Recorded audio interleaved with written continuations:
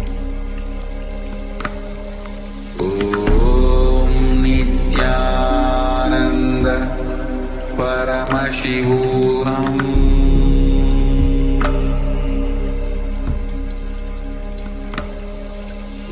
Om Nithyananda Paramashivoham.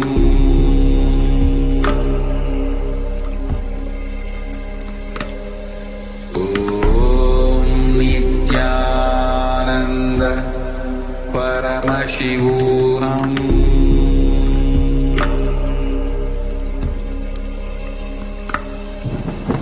Om Nithyananda Paramashivoham.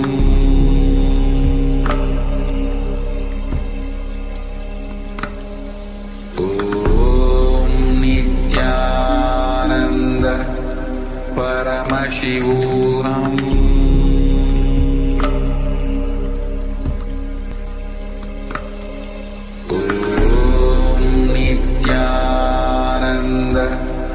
Paramashivoham.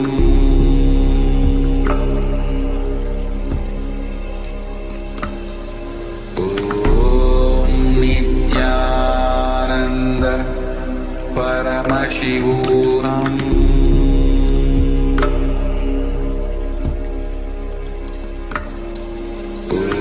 Om Nithyananda Paramashivoham. Paramashivoham.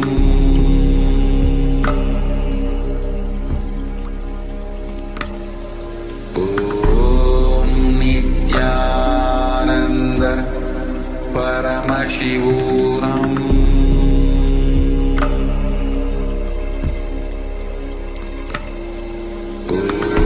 Om Nithyananda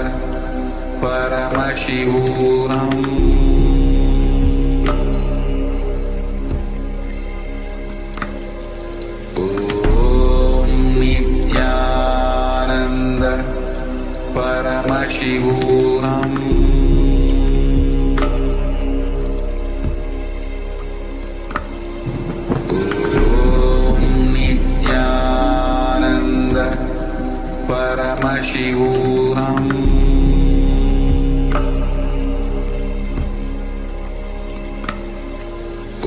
Om Nithyananda Paramashivoham.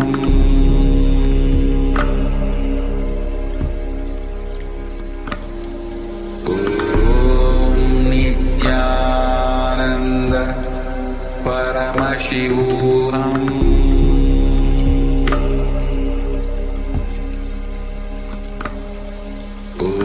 Om Nithyananda Paramashivoham. Om Nithyananda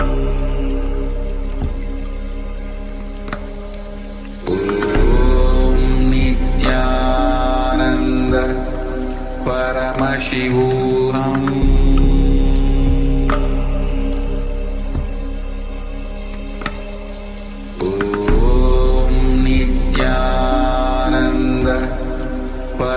Paramashivoham.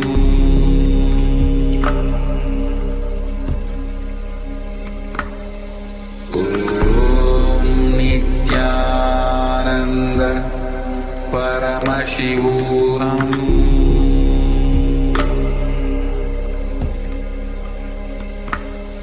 Om Nithyananda Paramashivoham.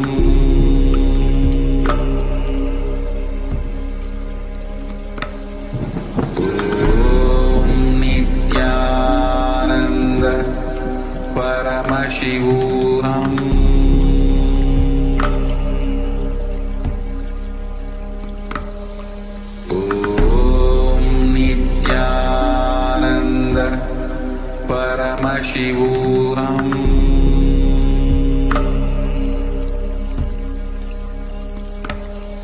Om Nithyananda Paramashivoham.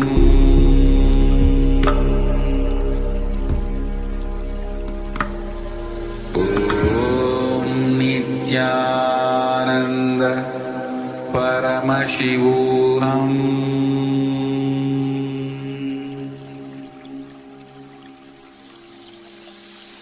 bless you all. Let you all open all your three eyes.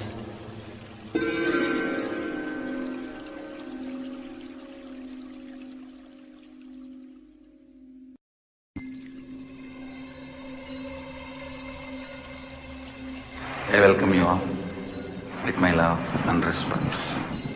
Let you all open all your three eyes. Om Nithyananda Paramashivoham.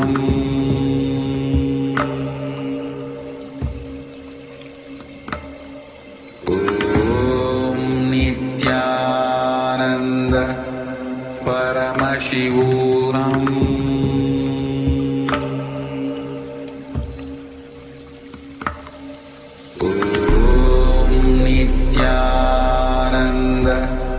Paramashivoham.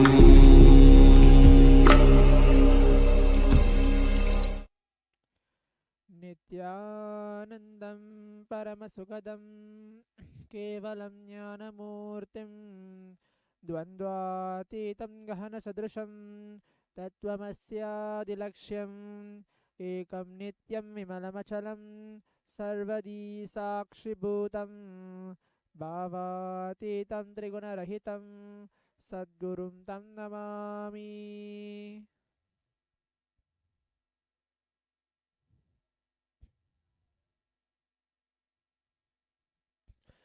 Nithyanam, welcome to today's Parashakti's Akashic reading, and for today's Manifesting Extraordinary Shaktis, the Power Manifestation segment, manifesting the Shaktis of Paramashiva and Parashakti. In today's Power Manifestation segment, we're going to be looking into the manifesting the first level power, which is reading and seeing with your eyes completely blindfolded.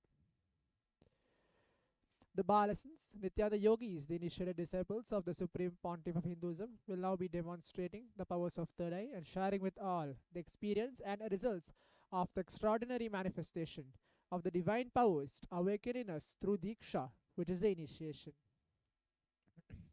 In today's Bhava Samaj Darshan, all of us will be receiving the initiation into third eye awakening in various other powers with the blessings and grace of the Supreme Pontiff of Hinduism. We will be manifesting the following powers, which is the third eye, seeing with our eyes completely blindfolded.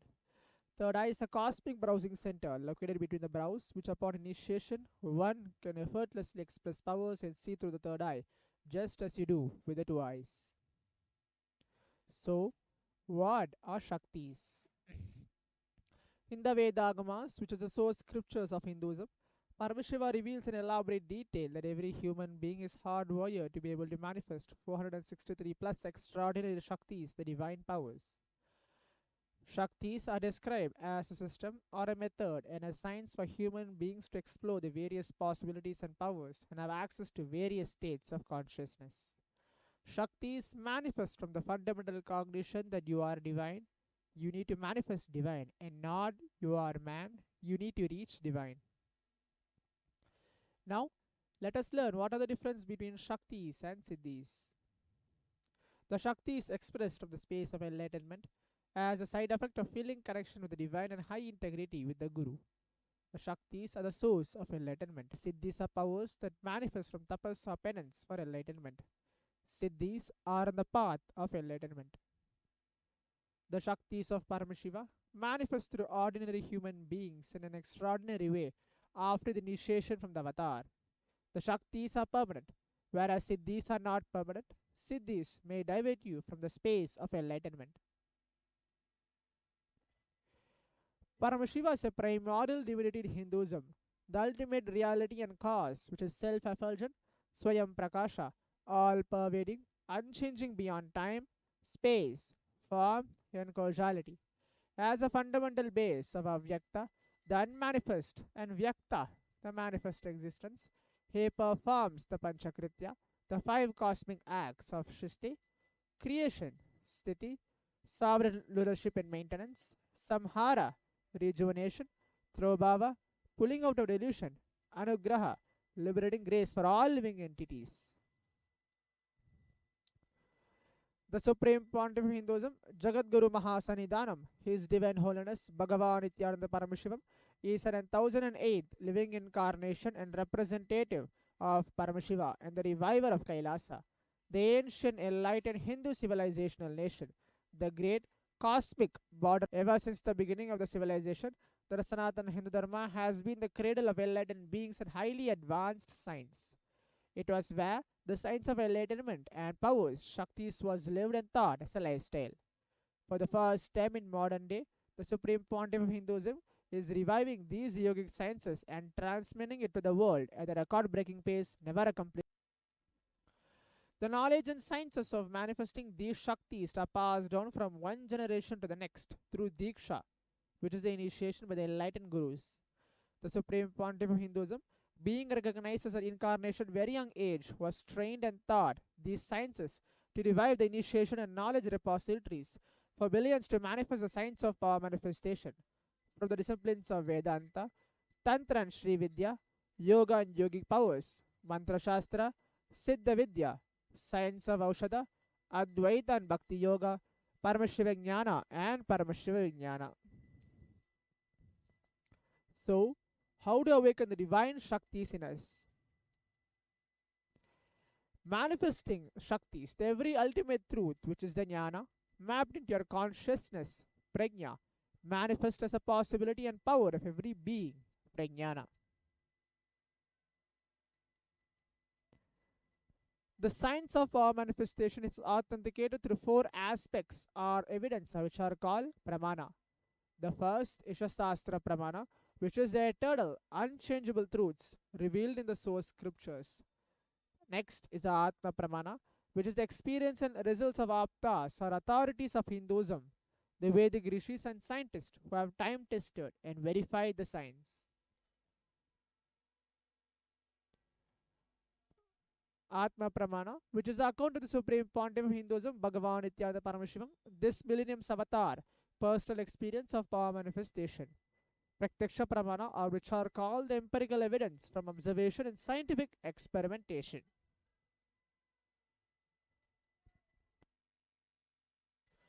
Vedas are the ultimate superior authorities for Hindus. Vedas are the pure science where the ultimate truths are explained. Agamas are the scriptures where the applied technology, the applied science is expanded. Vedas and Agamas are given the status of Shruti as they are directly revealed by Paramashiva. They are the ultimate, eternal, unchangeable truths. A reference cited from the Shastra source scriptures is called Shastra Pramana.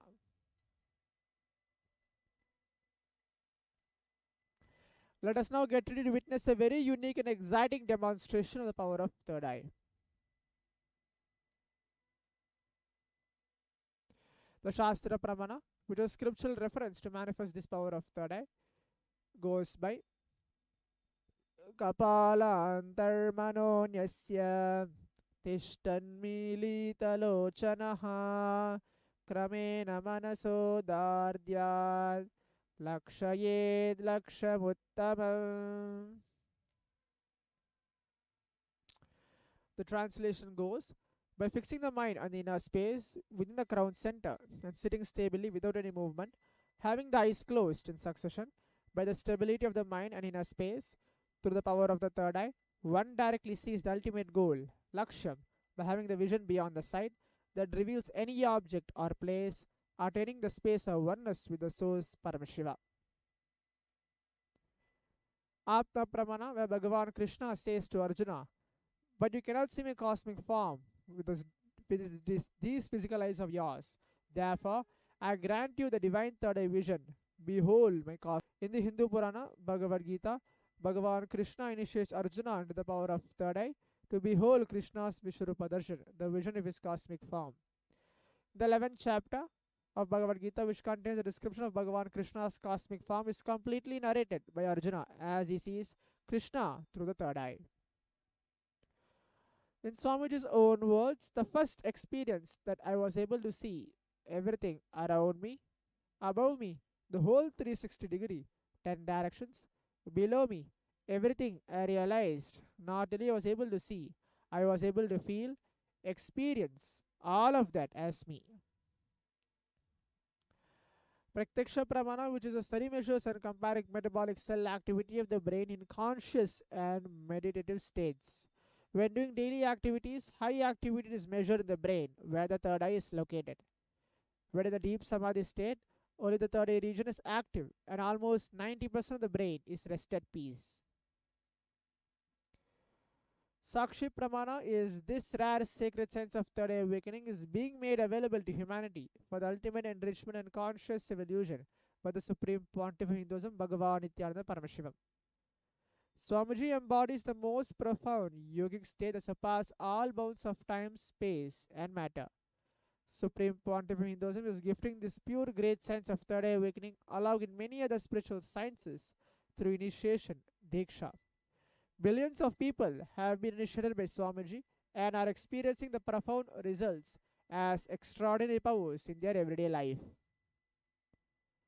Now, let us now witness the live Sakshi Pramana demonstration of the power of third eye with the Balasins and Nityananda yogis.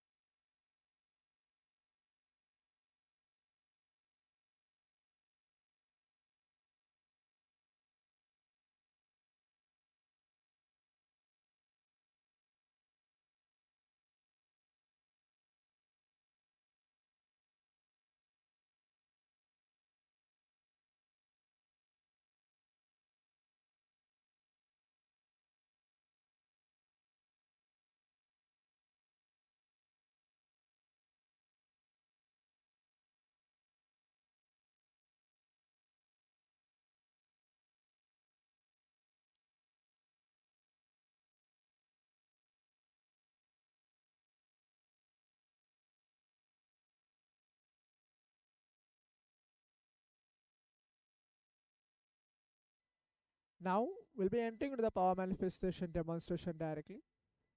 What is going to happen now is I'm going to be wearing a blindfold and completely blindfolding myself.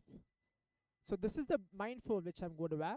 This mindfold is completely tested by the ophthalmologist and can't be able to see visibly through any of the light or any vision through this blindfold. This blindfold is made of thick acrylic sheet in the front, and towards the behind is a sponge, and there's an adjustable strap around it also.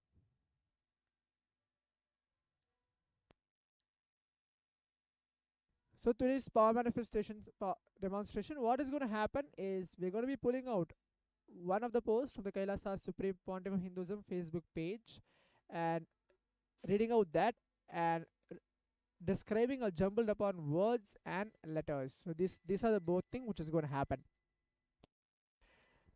I'll be connecting myself in the space of oneness with Swamiji, remembering him in my third eye and in the Anandagandha, having the simple cognition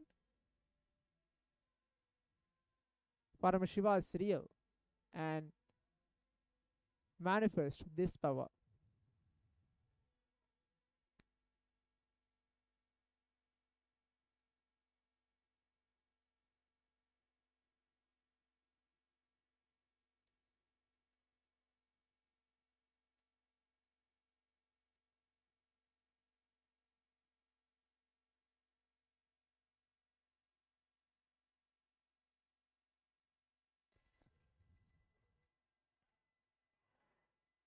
So now, having the simple obedience and simple cognition that Paramashiva is real and remembering him in my third eye and going to manifest this power.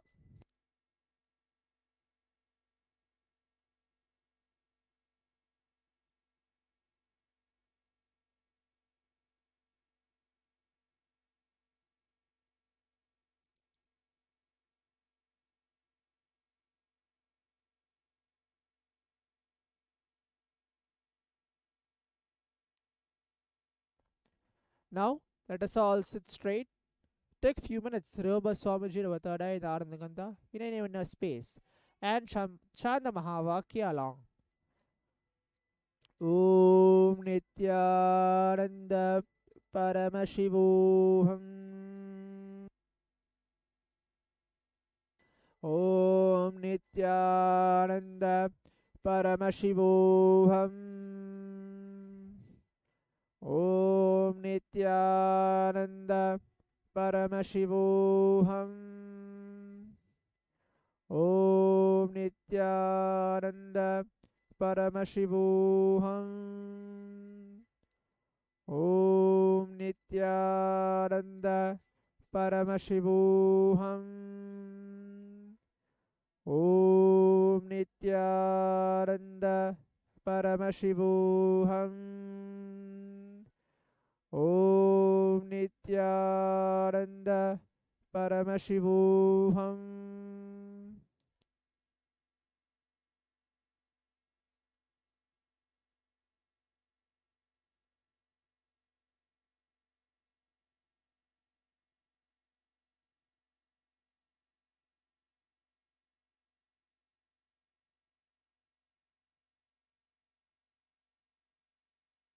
So the first post which is getting projected is Kailasa, which is all a blissful Skanda Sashti, absolute knowledge, absolute consciousness, and ultimate infinite.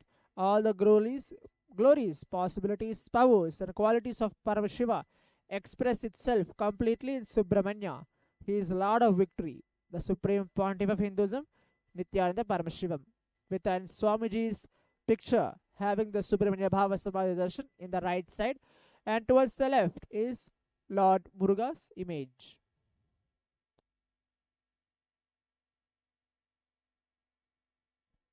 Moving on to the next post, which is completely in black and white font. The first word, as you can see in just straight in front of your eyes, is syntax, runtime, recursion, token, logical, sector, parity, OT, default, loading, variant, username, thread, default, number, domain, half town, and more. So these are the two posts. One the post from the Kailasa Supreme Pontiff of Hinduism page, and one is a random jumbled upon words letter which is in black and white. Now, if all of you has witnessed this live Sakshi Pramana, just a glimpse of reading with your eyes completely blindfolded, remembering Swamiji in our third eye, and chanting the Mahavakya and manifesting this power. By the end of today's session, we'll be having a guided power manifestation segment to manifest the same extraordinary powers. Stay tuned for the next session. Thank you, Nithyananda.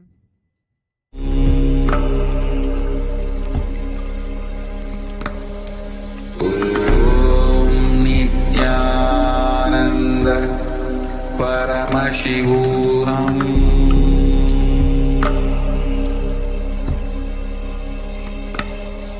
Om Nithyananda Paramashivoham.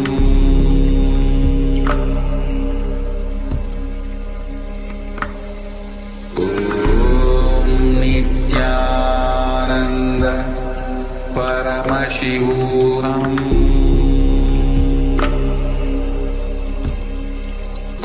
Om Nithyananda Paramashivoham.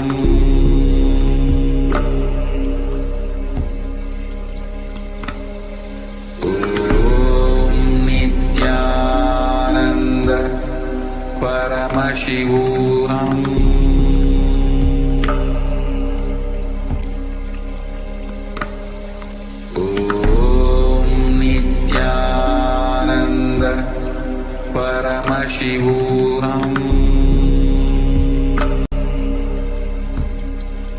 Paramashivoham.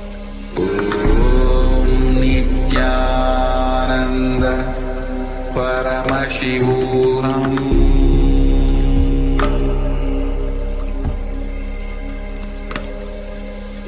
Om Nithyananda Paramashivoham.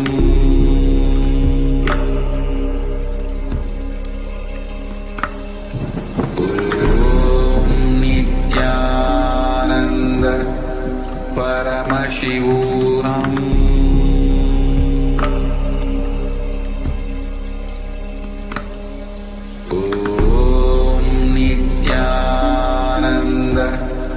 Paramashivoham.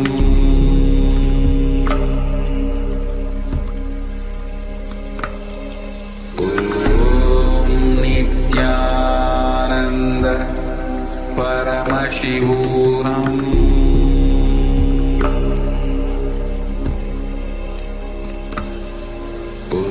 Om Nithyananda Paramashivoham.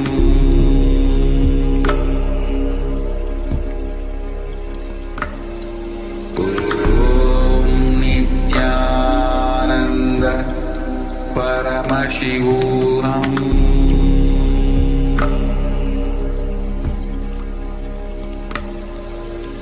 Om Nithyananda Paramashivoham.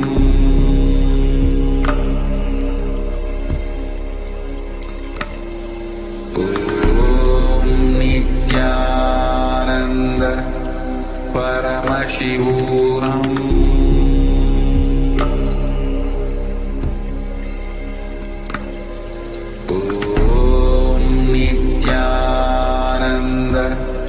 Paramashivoham.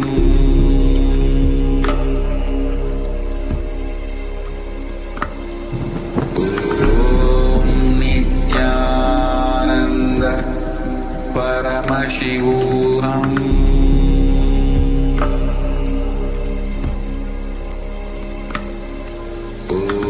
Om Nithyananda Paramashivoham.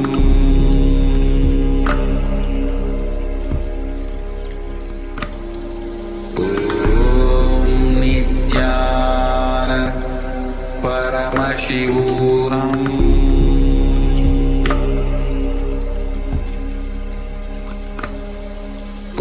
Om Nithyananda Paramashivoham.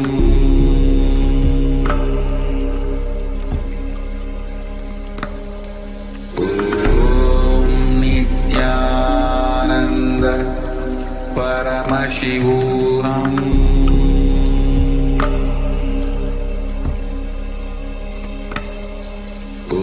Om Nithyananda Paramashivoham.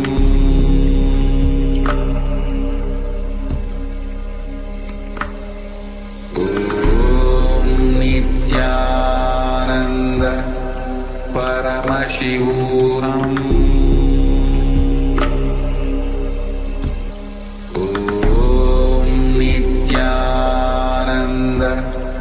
Paramashivoham.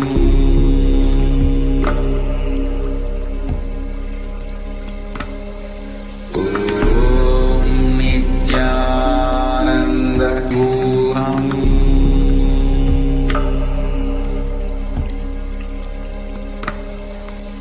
Om Nithyananda Paramashivoham.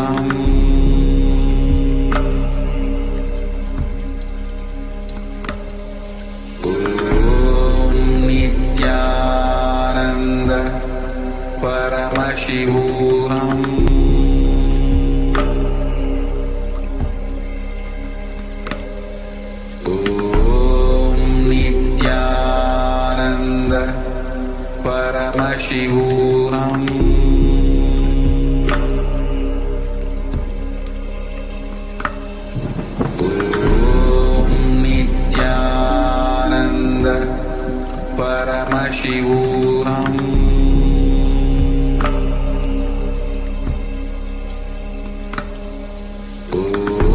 Om Nithyananda Paramashivoham. Om Nithyananda Paramashivoham.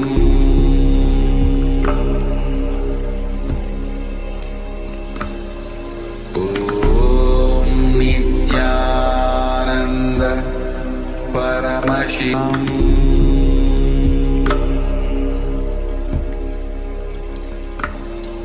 Om Nithyananda Paramashivoham.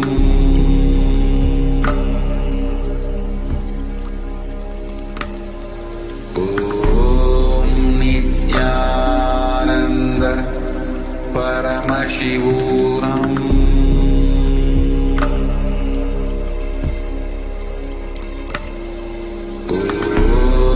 Nithyananda Paramashivoham.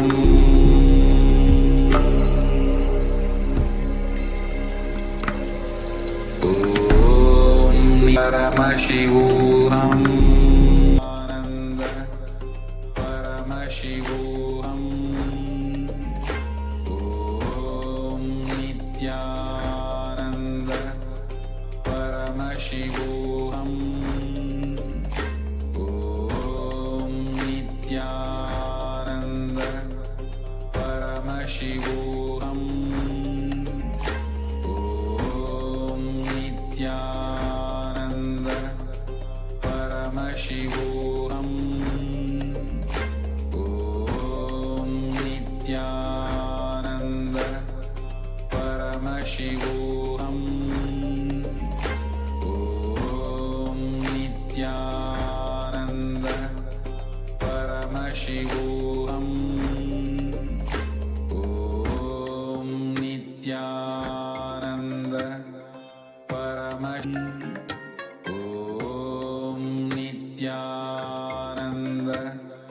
Paramashivoham. Om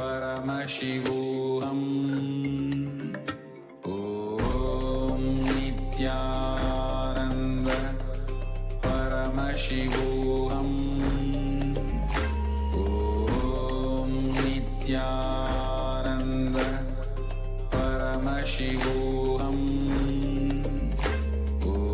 Om Nithyananda Paramashivoham. Om Nithyananda Paramashivoham. Om Nithyananda Paramashivoham. Om Nithyananda Paramashivoham. Om Nithyananda Paramashivoham. Om Nithyananda Paramashivoham. Om Nithyananda Paramashivoham. Om Nithyananda Paramashivoham. Om Nithyananda Paramashivoham.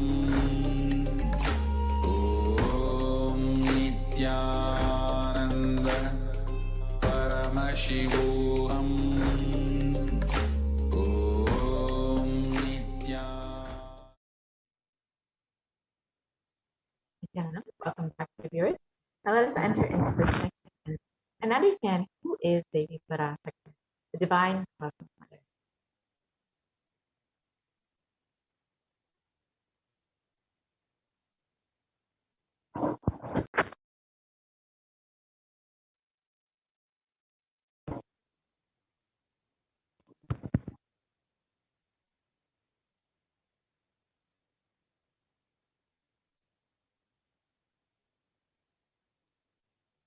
So the Dhyana Shloka where Devi Parashakti describes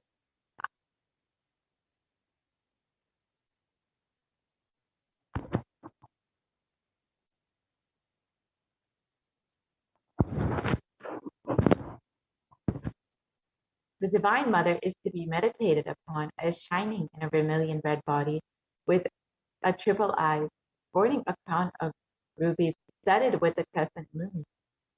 A face all smiles, a splendid bust, one hand holding a dual cup brimming with mead, and the other twirling a red lotus.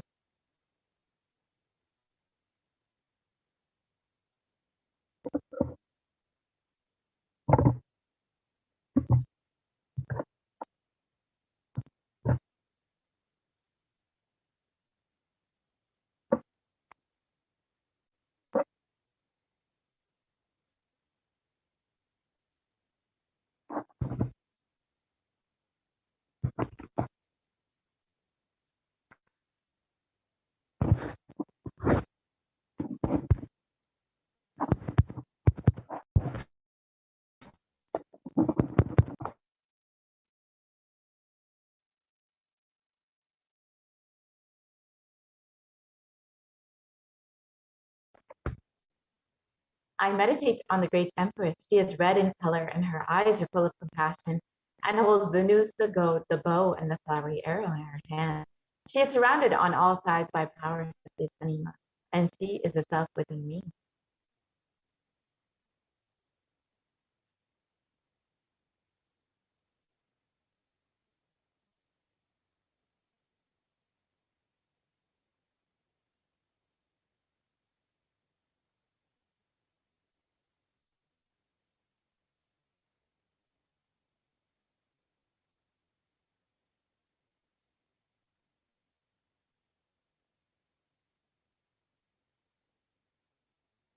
Devi is the ultimate pure feminine consciousness. Parashakti is the cosmic mother. It is her cosmic womb from which billions and billions of universes come out and go in. Source where the Big Bang and black holes go on. Parashakti is the source Shakti, source energy, source power, from which all of us came, in which all of us are even now, in which all of us are going to merge.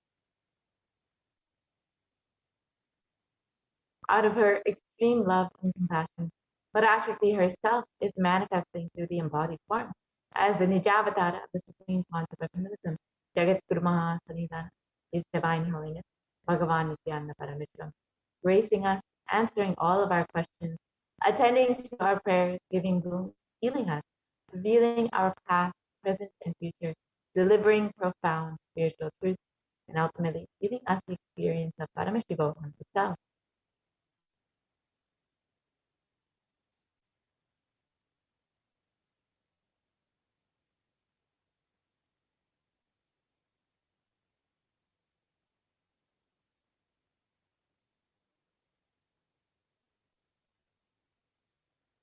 In the words of Devi Parashakti herself, describing herself, raising as Omkara, expressing as the Vedas and Agamas, blossomed as Reemkara, filled as Parashodasi, living in the 40 triangles, the Kailas Swamini, who is the Kailasa Tripura Chintamani, Parashodasi, sitting as part of Paramashiva, Parameshwari, who rules the world, Paramashakti, Manonmani, Meenakshi, as Nithyananda. I took Nijavatara here to give good boon to everyone, to bestow all goodness. Hiranyagarbhaswarupi, Brahmanda Yoni, Shami, Chandramauli, Napala, Aparna, Uma, Parvati, Savitri, Navayavana, Samrajalakshmi, Parameshwari, Parashodasi, Meenakshi. Taking the form of Nithyananda, I came here as Nijavatara with great compassion. I am blessing. Listen, people, do good to all of you. I took the form of Nithyananda and came down as Nijavatara.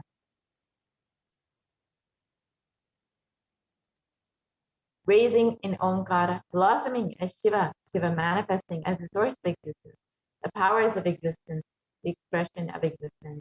From the oneness of Om, blossoming into two as Prakriti and Purusha, blossoming as three Shaktis, Ichaktiya Jnana, growing as the four Vedas, expanding as the five Panchabhutas, beyond the six chakras, filled as the Gotaras of the seven Rishis, expanding as the eight directions, existing as the nine Grahas, blossoming as the 10 Indriyas, being as the 11 Rudras, creating all the world, bringing to life to tell and make truth blossom, and to do good. Parashodasi, Meenakshi, in the form of Nithyananda, I came to bless every one of you.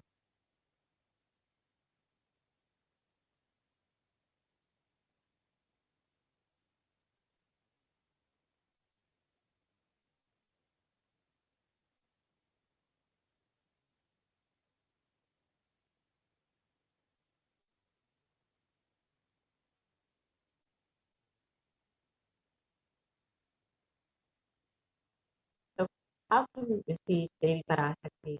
In the words of the Supreme Concept of Hinduism himself, Literally, you are seeing Paramashiva and Parashakti at that moment. She is there in your screen. So always receive her very traditionally. Keep 2 betel leaf, 1 banana, 1 betel nut, and 1 coin in front of the screen. Watch daily. This coin is considered the traditional dakshina. In the Hindu tradition, it can be even the lowest value. In India, it can be even 1 paisa. In the US, it can be even 1 cent. I'm not trying to monetize. Keep even 1 cent. It is okay. So for 100 days, if you have darshan, it will add up to $1. In India, even 1 paisa is okay.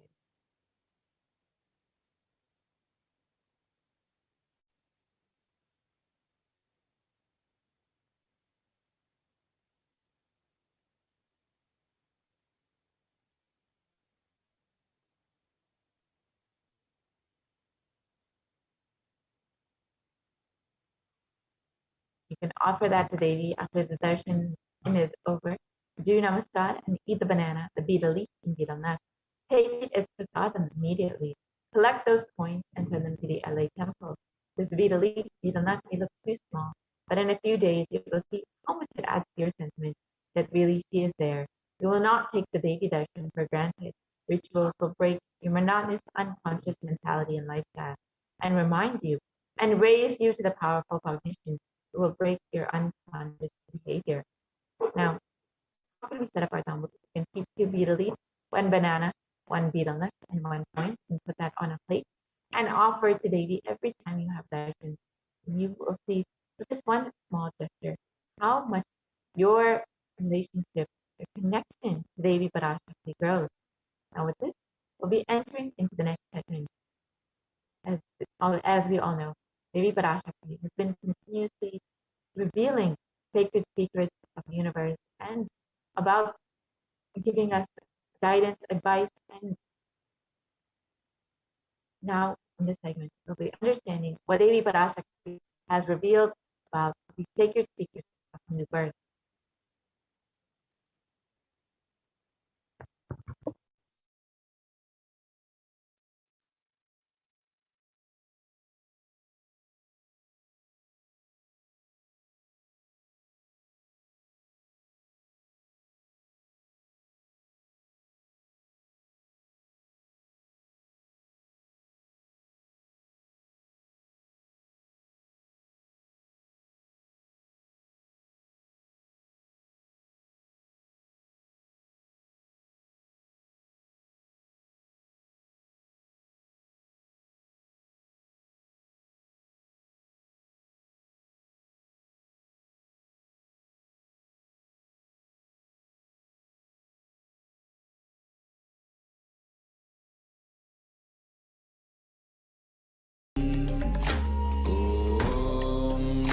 Nithyananda Paramashivoham.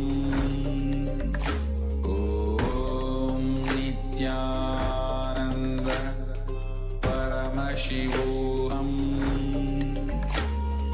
Om Nithyananda Paramashivoham. Om Nithyananda Paramashivoham. Om Nithyananda Paramashivoham. Om Nithyananda Paramashivoham. Om Nithyananda Paramashivoham. Om Nithyananda Paramashivoham. Om Nithyananda Paramashivoham. Om Nithyananda Paramashivoham.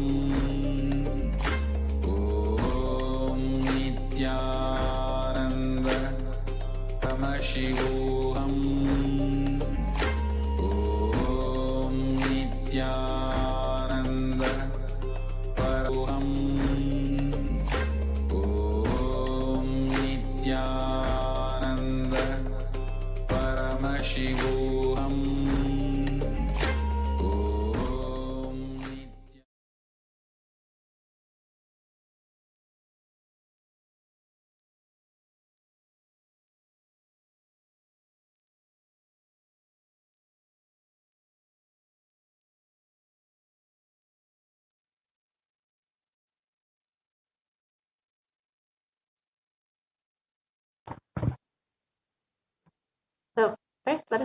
what Devi Parashakti has revealed as these sacred secrets from the birth.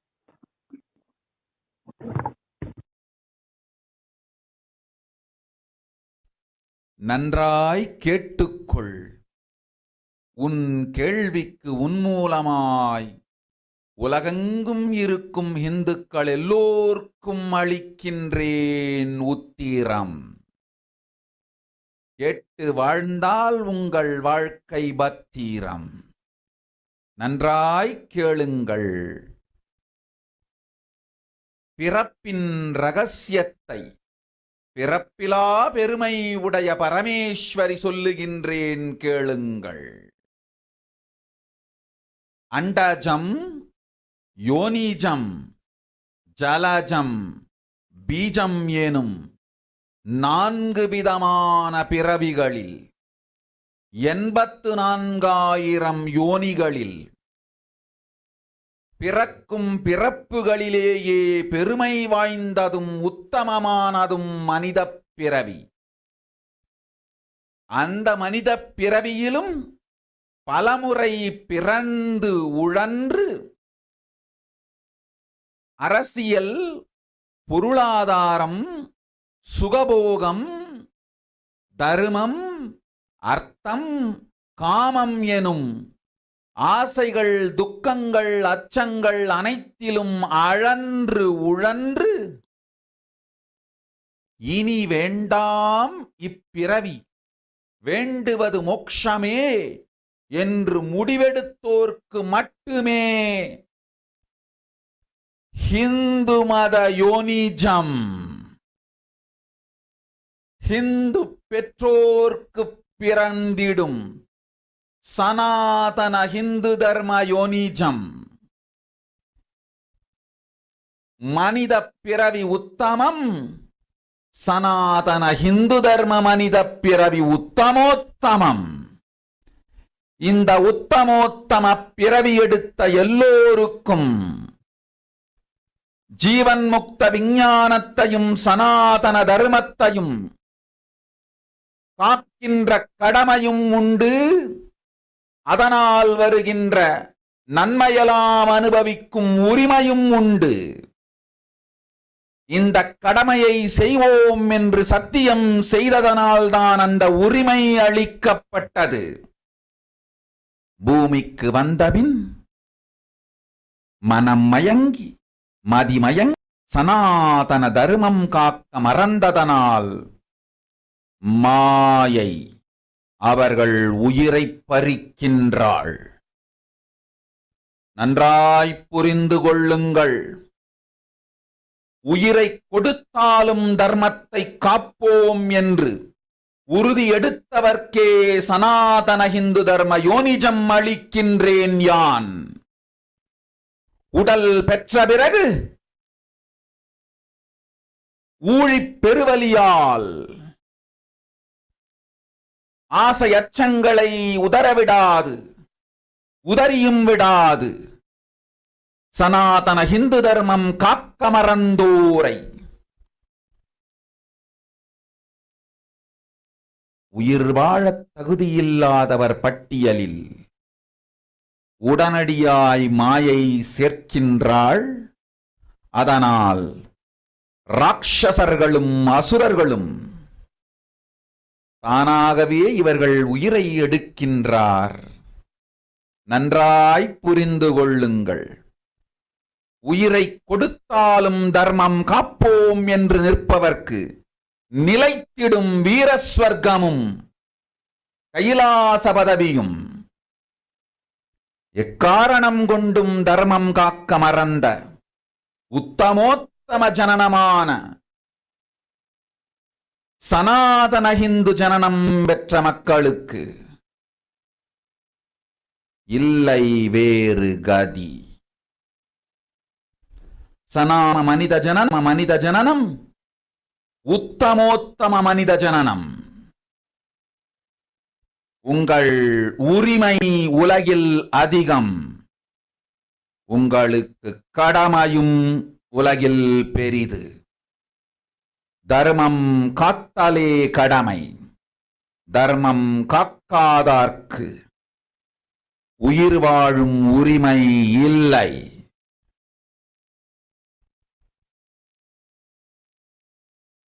நன்றாய் புரிந்து கொள்ளுங்கள். உத்தமோத்தம பிறவியான சனாதன ஹிந்து தர்ம பிறவி எடுத்த எல்லோரும் புரிந்து கொள்ளுங்கள். உங்கள் வாழ்வின் முதற்கடமை தர்மம் காத்தல். தர்மம் காக்க தர்மம் உங்களை காக்கும். சனாதன ஹிந்து தர்மம் காக்க மறந்திட்டால் வாழும் உரிமையை நீங்கள் இழந்து விடுகின்றீர்கள். அதற்கு மேல் வாழ்ந்தென்ன அழிந்தென்ன? பூமிக்கு பாரம் குறையட்டும் என்று அசுரர்களும் ராட்சதர்களும் உங்களை உண்டு தீர்க்கின்றார்கள். அதையும் மாயை கண்டு சும்மாவிருப்பாள். பிரபஞ்ச ரகசியத்தை, பிறவியின் ரகசியத்தை உலகிற்கெல்லாம் உத்தரமாய்ச் சொல்லிவிட்டேன். புரிந்து வாழ்வில் நடந்து உயிரை பத்திரமாய் பார்த்துக் கொள்ளுங்கள். அன்னை சொல்லும் அருள் சத்தியம் இது. ஓம் ஓம் ஓம்.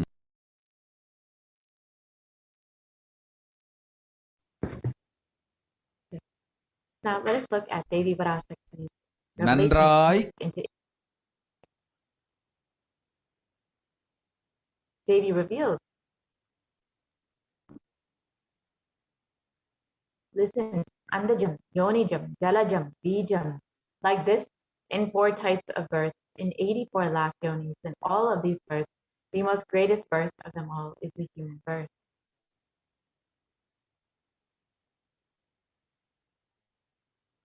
Even in that human birth, being born and toiled many times, after getting burnt and toiled in politics, in finance, in luxuries, in dharma, artha, kama.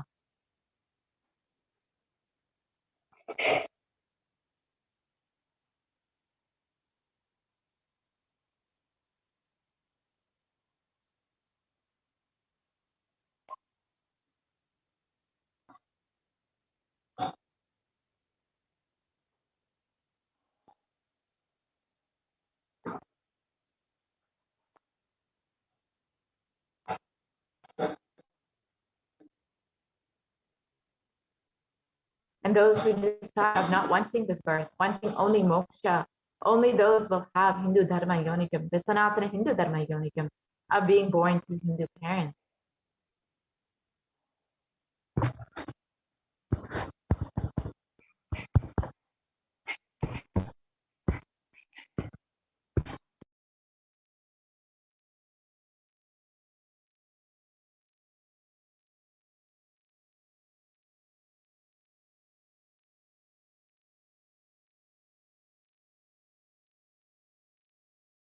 And even in that human birth is Uttamam, the best. Sanatana Hindu Dharma human birth is Uttamottama, the best of the best.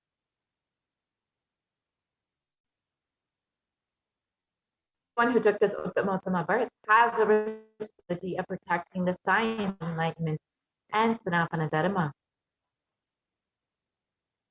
And also they have the right of experiencing its benefits.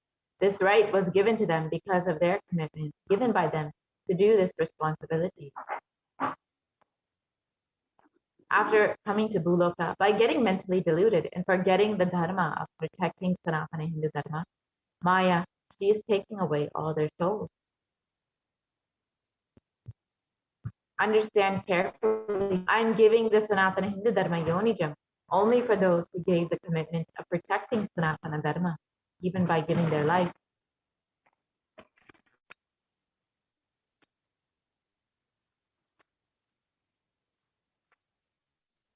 After getting the body because of painful delusion, not dropping fear and greed.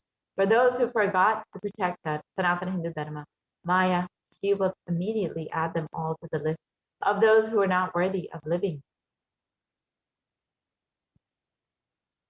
Therefore, Rakshasas and Asuras will automatically taking away their life understand properly. For those who stand that even by giving their life, they will protect Dharma, will permanently Veera Swarga and Kailasa Padavi.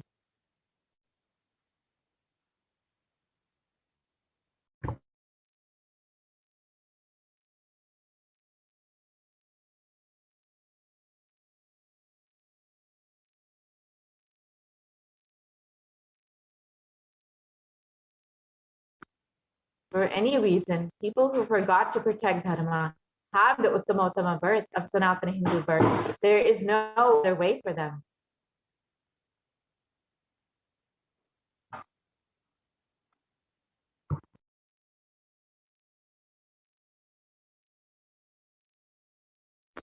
Sanatana Hindu Dharma, human birth, is Uttamottama, human birth.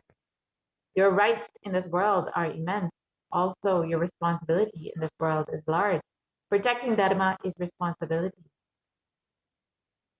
Those who do not protect Dharma, they do not have the right to live. Understand properly, all those who took the Uttamottama birth, which is Sanatana Hindu birth, is all of you understand.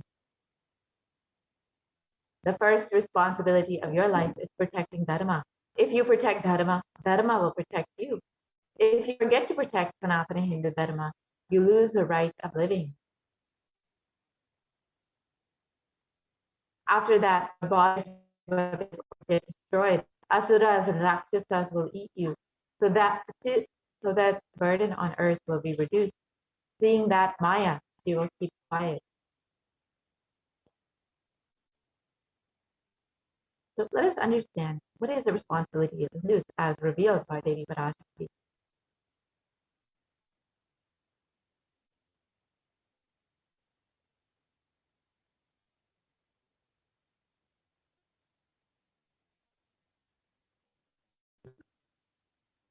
Hinduism represents the world's most ancient yet progressive indigenous spiritual tradition. It is an open framework model of civilization that stands for global peace, vegetarianism, non-violence, yoga, worship of nature, temple-based living, manifesting spiritual powers, and the inherent divinity of every being.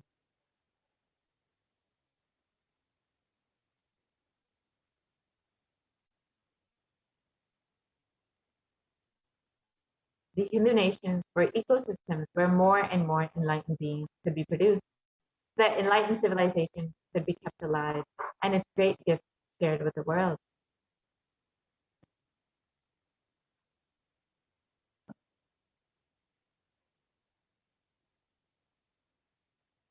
So let us look at some of the references of our Hindu nations from our scripture. The Ramarajya, the Hindu kingdom ruled by Bhagavan Sri Rama, was described in the Valmiki Ramayana. There was no widows to lament, nor there was any danger from wild animals, nor any fear born of diseases. The world was bereft of thieves and robberies. No one felt worthless, nor did old people perform obsequies concerning youngsters. Every creature felt pleased. Everyone was intent on virtue, turning their eyes towards Rama alone. Creatures did not kill one another.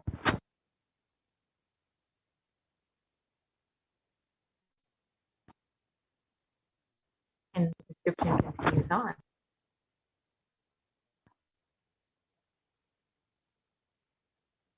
People survived for thousands of years with thousands of their progeny, all free of illness and grief.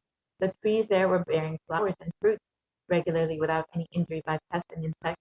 The clouds were raining in time, and the wind was delightful to the touch. Every caste was performing their own duties. Satisfied with their own work and bereft of any greed, people were intent on virtue and lived without telling lies. All the people were endowed with excellent characteristics. All were engaged in virtue.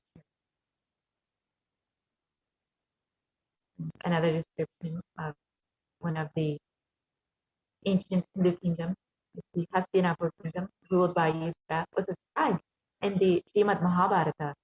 Devas granted rains to fulfill all wants. The world became free of all diseases. There was no hunger or thirst anywhere. There was no mental suffering. Those without livelihood were given livelihood, and there was abundance all around. There was no worldly worries left for anyone, and there was no cause for fear either. Happiness on earth was in fact even greater than in the heavens. And the Hindu nations had so much to contribute in every single field, whether it's the field of enlightenment, health, medicine, art, science, technology, aviation, dance and music, clothes and jewelry, social systems, judicial systems, political systems, legal systems. Hindu nations contributed in every field and gave breakthroughs in every field.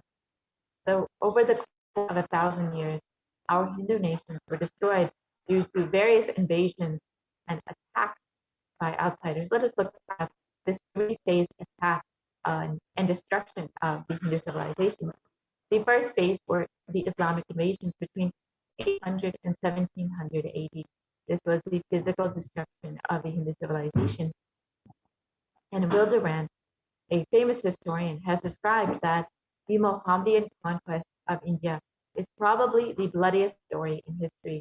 The Islamic historians and scholars have recorded with great glee and pride the slaughters of Hindus, forced conversions, abduction of Hindu women and children to slave markets, the destruction of temples carried out by the warriors of Islam during 800 to 1700 AD. Millions of Hindus were converted to Islam by sword, and during this period, and millions more were raped and murdered and dismembered.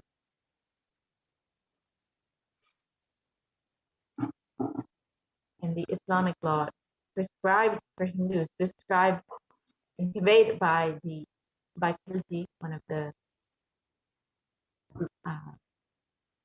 invaders, has described that Hindus are like mud. If silver is demanded from them, they must with greatest humility offer gold. If a Mohammedan desires to spit into a Hindu's mouth, the Hindu should open it wide for that purpose. God created slaves for the Mohammedans. The Prophet hath ordained that if Hindus do not accept Islam, they should be imprisoned, tortured, and finally put to death, and their property confiscated. To keep Hindus in abasement is especially a religious duty, because they are the most embittered enemies of the Prophet.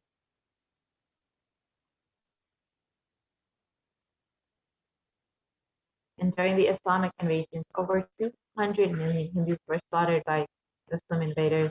Over 100,000 temples were destroyed, and over 1 million deities and sculptures were destroyed. And the description of these invaders, the conquering enemies burnt villages and devastated the land, plundered people's wealth. We can go back to the previous slide, please.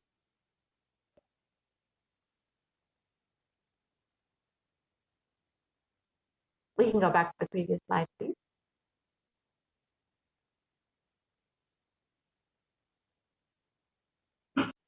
Yes. And the description of this invasion, the conquering enemies burned village, devastated the land, plundered people's wealth, took Brahmins and children and women of all classes captive, tied them with thongs of raw hide, carried a moving prison with them, and converted the prisoners into a sleeper's earth. You can see how barbaric and brutal the Islamic invasions were. Next came the British occupation, next phase of the destruction of our Hindu civilization. This was between 1700 and 1947 AD till Indian independence. And this was the economic and psychological destruction of the Hindu civilization. Durant again has described, I have seen a great people starving to death before my eyes. And I am convinced that this exhaustion and starvation are due not, as their beneficiaries claim, to overpopulation and superstition, but to the most sordid and criminal exploitation of one nation by another in all recorded history.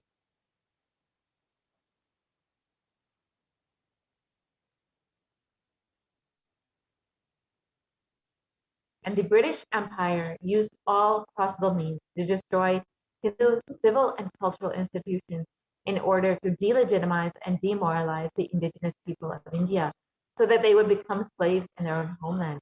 This included discriminatory laws to instill feelings of racial inferiority, engineering artificial famines to starve natives into submission, annexing Hindu kingdoms to undermine the Hindu rule, mistranslating Hindu scriptures to instill anti-Hindu narratives, destroying the indigenous Gurukul education, which was the backbone of the Hindu civilization, destroying the local industries and forcing importation of British goods, and banning Indians from owning any firearms or producing any firearms.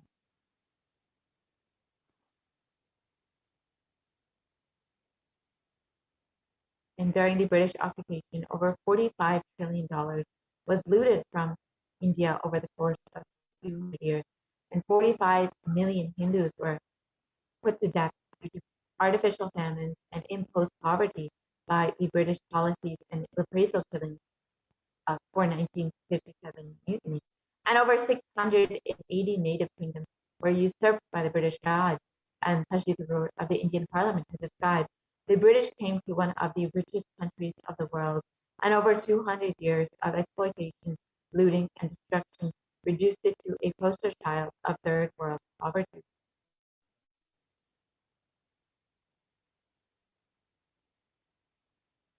The next phase of the destruction of the Hindu civilization came with the secularization of India. This was between 1947 and present day. This has been ruled by brown faces, British attitudes and policies towards Nehru, the first Prime Minister of India, has described what a disgusting, savage people we are. Politics, progress, communism, science, socialism, where are they before this black religious savagery? India can never be a Hindu republic.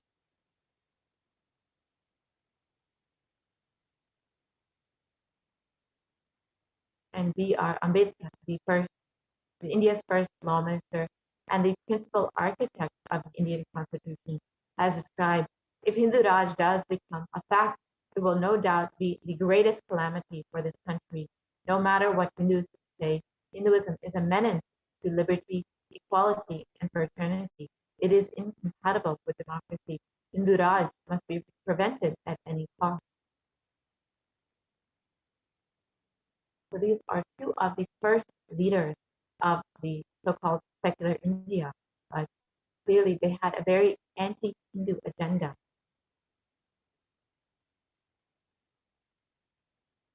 And the modern Indian legal system, academia, and media all systematically undermine, suppress, and delegitimize the Hindu institutions and culture. And they've done this through various methods.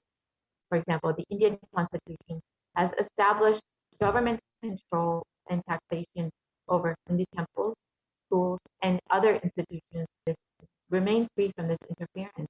And Articles 26 to 30 of the Indian Constitution discriminates against Hindus by giving special rights and benefits to non-Hindus. This includes government benefits and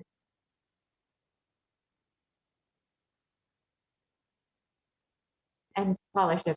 And the Hindu kingdoms and governance has been abolished in Hindu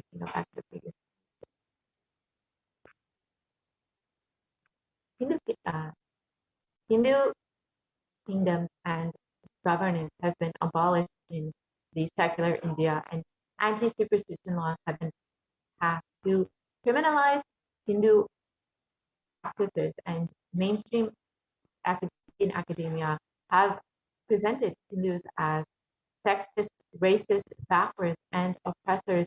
And the media has also portrayed Hindus in the same way in both Bollywood and TV.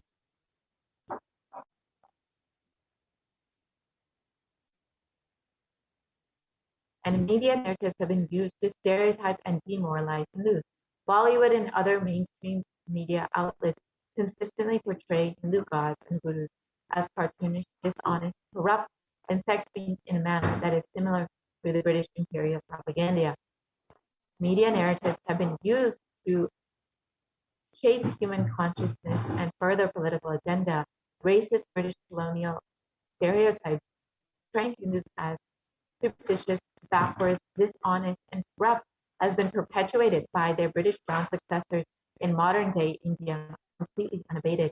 Here you can see some of the examples of how Hindus and Hindu gods and gurus have been portrayed in the media. So now let us look at the revival of the Hindu nation, as it is the responsibility of Hindus as described by Devi Parashakti.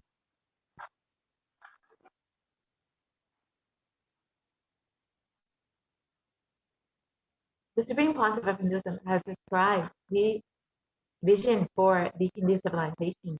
During the time of the Mahabharata, we Hindus had 56 deshas, 200 states, 1700 samsthanas, and 10,000 sampradayas.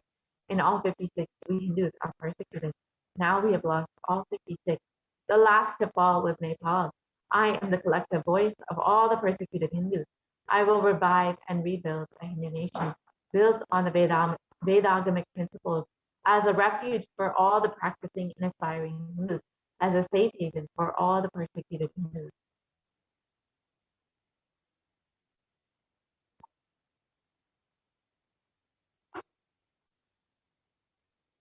And this revival of Kailasa, the Hindu nation, is for reviving the whole life of enlightened civilization and all the great things that it has to offer to the world, bringing legitimacy to all the offerings Sanatana Hindu Dharma has, and by sharing it with the whole world is the purpose of this Kailasa, the Hindu nation.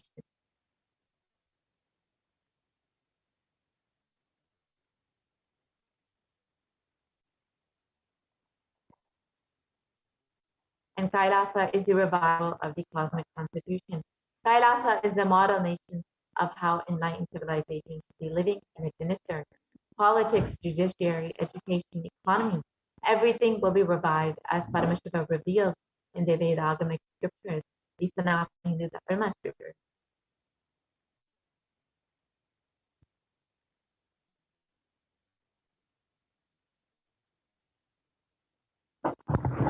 Being one of the most persecuted civilizations, Hinduism is on the brink of extinction, such that the next generation may know about Hinduism only through our history books. So what can we do to stand up for our Hindu civilization and all that it has offered to the world?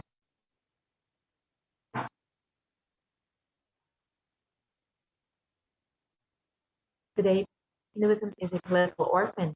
The preservation and restoration of Hinduism's spiritual and cultural heritage is impossible without a national identity. So what can we do to save Hinduism? We must reclaim our Hindu identity. As Devi Parashakti has revealed after coming to Loka, we have forgotten the commitment that we have given to protect Sanatana Hindu Dharma due to Maya and delusion. It is now time to reclaim our Hindu identity.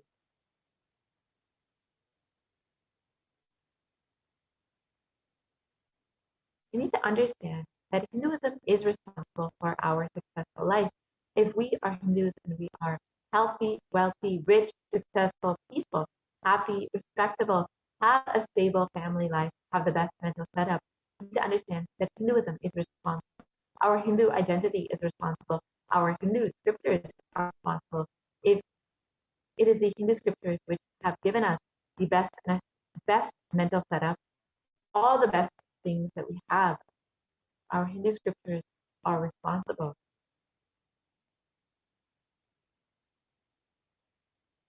And Hinduism is amongst the most, Hindus are amongst the most richest and successful ethnic communities in the world.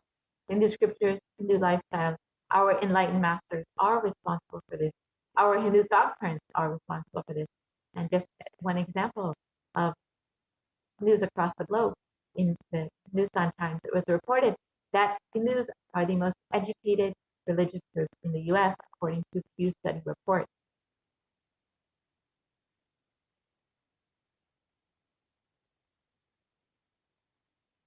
So it is now time to reclaim our Hindu identity.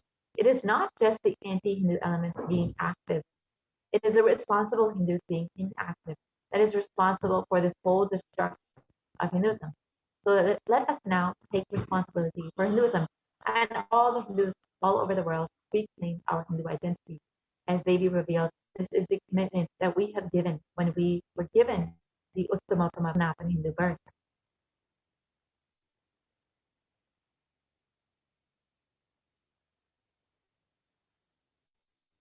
Let us understand a little bit more about the responsibility of Hindus as revealed by Devi Parashakti.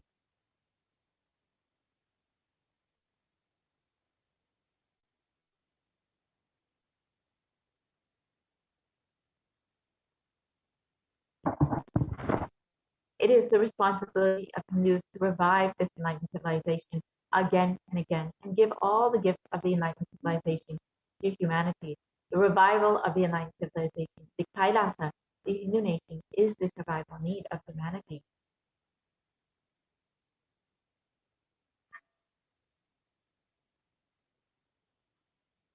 So this is an invitation to all of the Hindus across the globe, those who are born Hindus, those who are practicing Hindus, those who are sympathetic towards Hinduism, those who are curious about Hinduism, and those who want to explore and enjoy Hinduism. Please come and become a part of the survival of Kailasa, the only Hindu nation. You can sign up to be an e-citizen of Kailasa by visiting kailasa.org and avail all the benefits of Hinduism and share it with the world. Now with this, let us watch what the Supreme Pontiff of Hinduism has revealed as a need for the Kailasa, the only Hindu nation.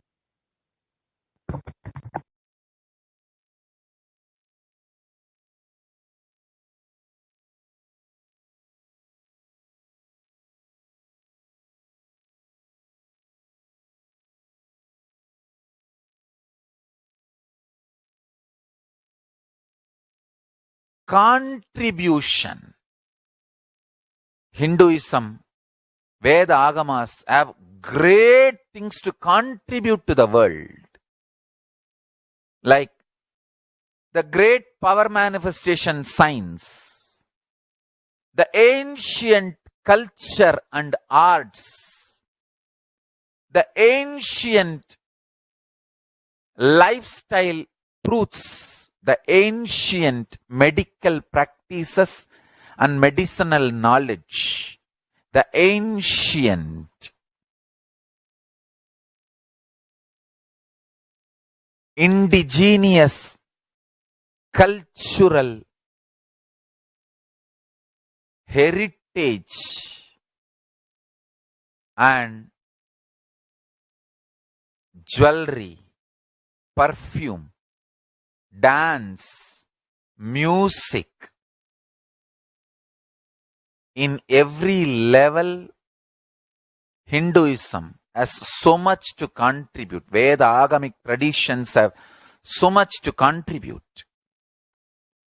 To share all this with the world, to contribute to the world.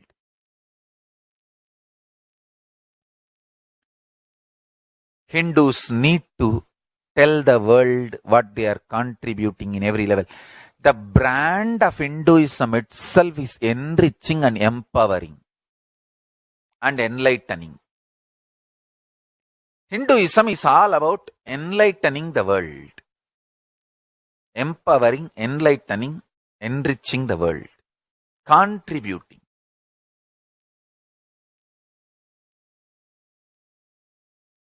That is our spiritual life. That is our spiritual strength. That is our spiritual core principle. O humanity, I request you with folded hands, some one corner of the world, if you just give me few hundred acres, I will keep this whole science alive. Leave it for the whole humanity freely. Fortunately, Paramashiva has given me the power to decode all this Hindu medicinal system, Hindu judiciary system, Hindu social law and order system, Hindu power manifestation system, Hindu mental sciences system, Hindu yogic sciences, the sciences of Hindu biology, Hindu physics, Hindu psychology, Hindu physiology, Hindu chemistry, all this Paramashiva has given me the power to decode. Whatever the remaining scriptures are available with the humanity, Paramashiva has blessed me, and I have collected, not only I have collected and organized, I can decode. This whole science can be kept alive in any one corner of the world, just few hundred acres are given for me to live peacefully and exist peacefully, I can store this whole thing alive and contribute it to humanity. Humanity can become better and better and better. I can make the planet Earth so much better place to live. I am here to contribute, and I will continue to contribute.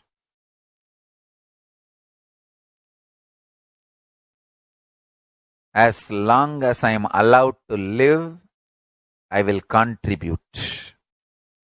I have collected all the remaining available scriptures, maybe 2 crore books. 2 crore means 20 books on Hindu physics, Hindu chemistry, Hindu biology, Hindu physiology, Hindu psychology, Hindu law and order, Hindu social system, the power manifestation sciences of Hinduism, yogic sciences of Hinduism. I have collected, and Paramashiva has given me the blessings and power to decode. I have decoded and continuing to decode them.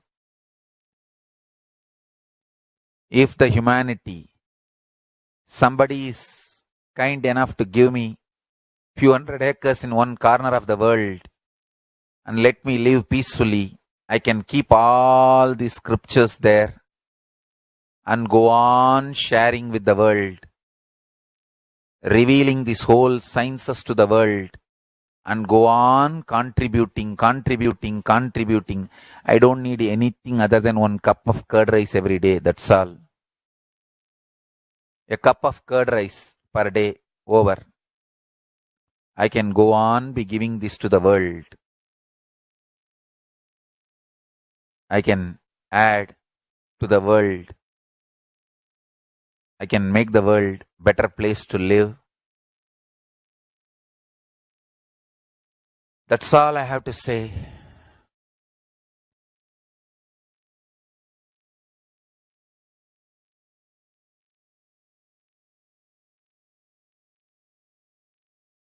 Thousands of medicines are described detail in ancient Siddha and Ayurvedic scriptures. Paramashiva has given me the power to decode them, read them, and properly translate and map them to the modern day human language. And I am ready to work 20 hours a day. I just need few hundred acres where I can sit peacefully and keep this library, run a Gurukul where thousands of people can learn this and share it with the world. Understand?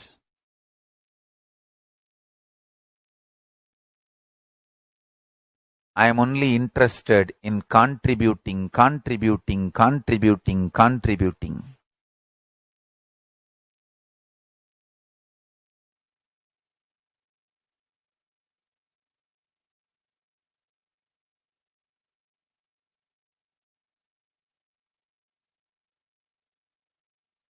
If we can decode all this great knowledge, whole world can prosper from this knowledge. Whole world can enjoy from this knowledge. If I prosper, I will only create a university. I will not create anything else. If the Hindus prosper, they will only create education institutions. Because Hinduism is all about giving, contributing. If I prosper, I'll create university, that's all. Kailasa is all about university to decode the ancient sciences and share with the world. Understand?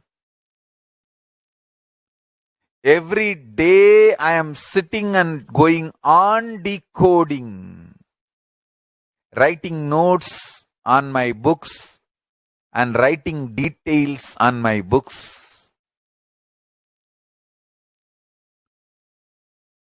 Whether it is making human beings manifest powers, and I have also now started downloading and decoding the science of making animals manifest powers. Whether making people manifest powers or healing,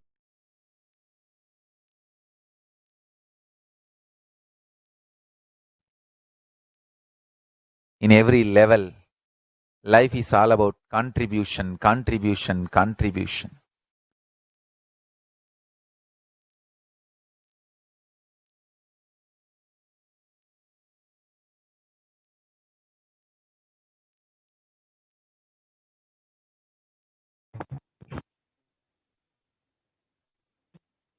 Now that we have understood what is the need for the Kailasa, the only illumination, that is, you would like to become a part of the survival, you can sign up to be an e-citizen of Kailasa by visiting Kailasa.org and becoming an e-Kailashian.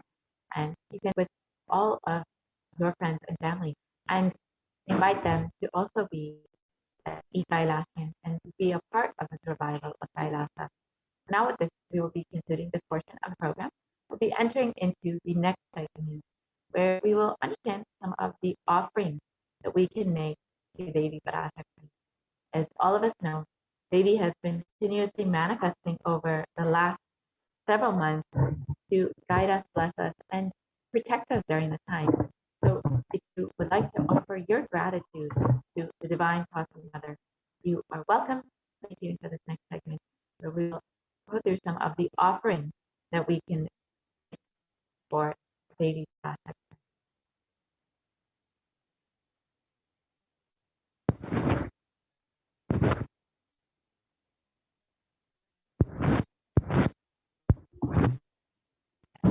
And most recently, Devi revealed in one Akashic reading that when you are having the intention to make an offering, when you even have the intention, it is because the divine has given you that blessing. Devi Swamiji has given you that intention to even make an offering. And you will only be given that intention when the divine, when Devi, when Swamiji are ready to shower upon you, to shower their grace, love, and blessings upon you. So now, if you're having this intention to make an offering, you should celebrate this intention, and you can stay tuned for this next segment and understand how to make your offering.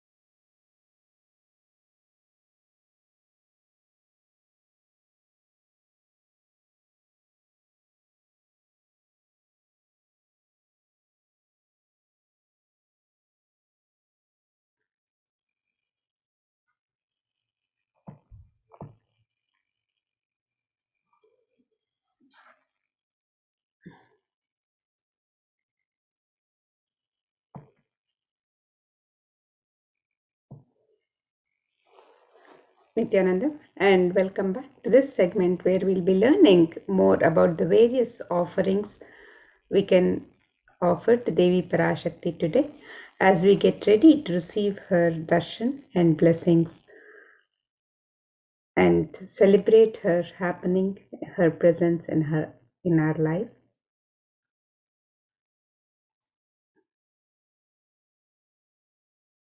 And in the Hindu tradition, the offerings are a pure gift of love, devotion, and oneness, and it consists of the sacred sentiments of the devotee to the divine. And when the divine accepts what one offers, the offering, The offerings are not made out of fear or greed. It is just an expression of the pure love and devotion for the divine. And when an avatar lands, the offerings are purely a part of the grand Leela played out only for the purpose of enlightenment.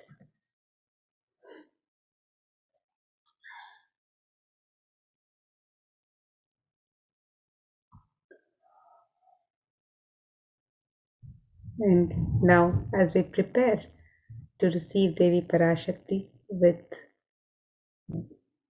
the best that we have to offer, our favorite offerings to Devi Parashakti, let us also contemplate on the grace and splendor, the beauty of Devi Parashakti as described in the Dhyana Shloka. This Dhyana Shloka is from the Moola Agama Manonmani Dhyana. This verse says, Induni bhaveda karavarninayanam syat pankajavaraabhaya japakshasarayuktam angahimabhushana vichitravasanam syat tungamakutojvala manonmani swarupam. The translation of this verse, it says, moon-like face holding Veda, books on hand, fire in eyes, flower, gracing and blessing hands, and one hand with Japamala, beautifully decorated with jeweled ornaments in wonderful clothes and shining crown. Her name is Manonmani.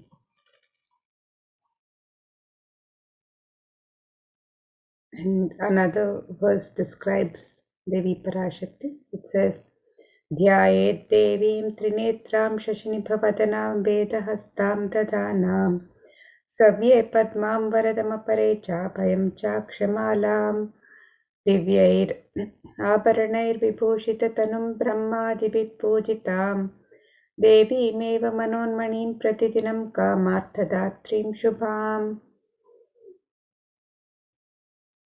The translation of this verse, it says, with 3 eyes, glowing like a moon and holding the Veda, lotus and gracing with blessing and gracing hands.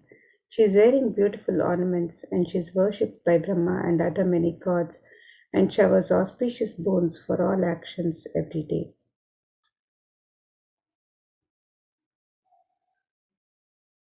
And in the Hindu tradition, the sacred element of gold is used in abundance in the various rituals and offerings to the divine in the temple rituals and items of worship. So let us look at the significance of this divine element of gold in the worship of the divine. And this verse from the Atharva Veda describes one of the many significance of gold. I'll be chanting this verse from Atharva Veda now.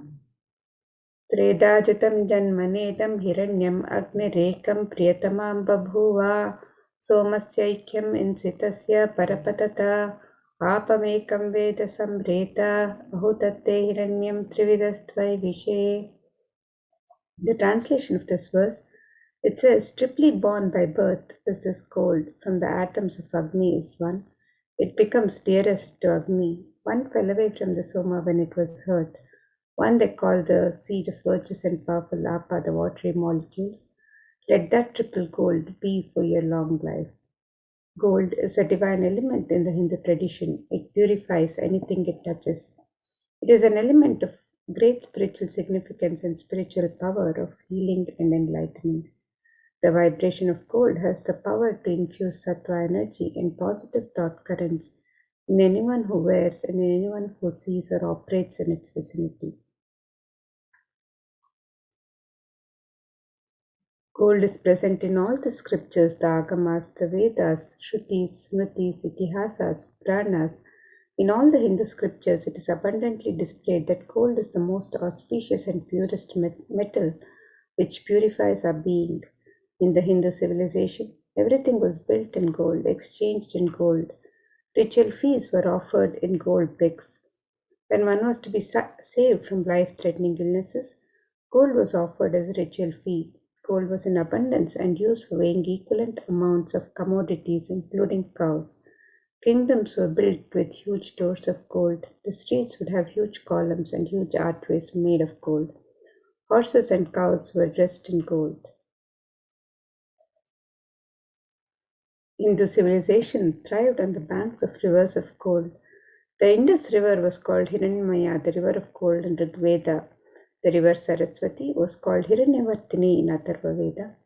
Gold is the supreme element for offering gifts to the ones you love and revere. Temples are constructed and paved in gold. Deities are made in gold and decked and adorned in gold because it preserves the enlightenment energy for thousands of years and it lasts forever.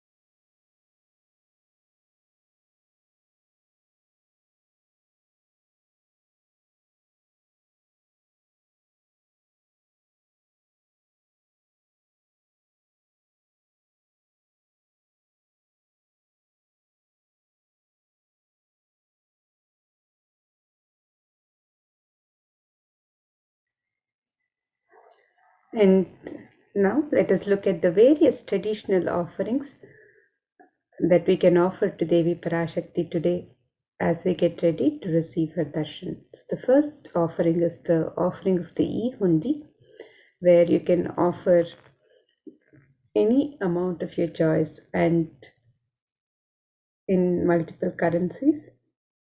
And Devi is described as Bhakti Priya, the one who is fond of true devotion. So let us look at this verse which describes Devi's love for true devotion.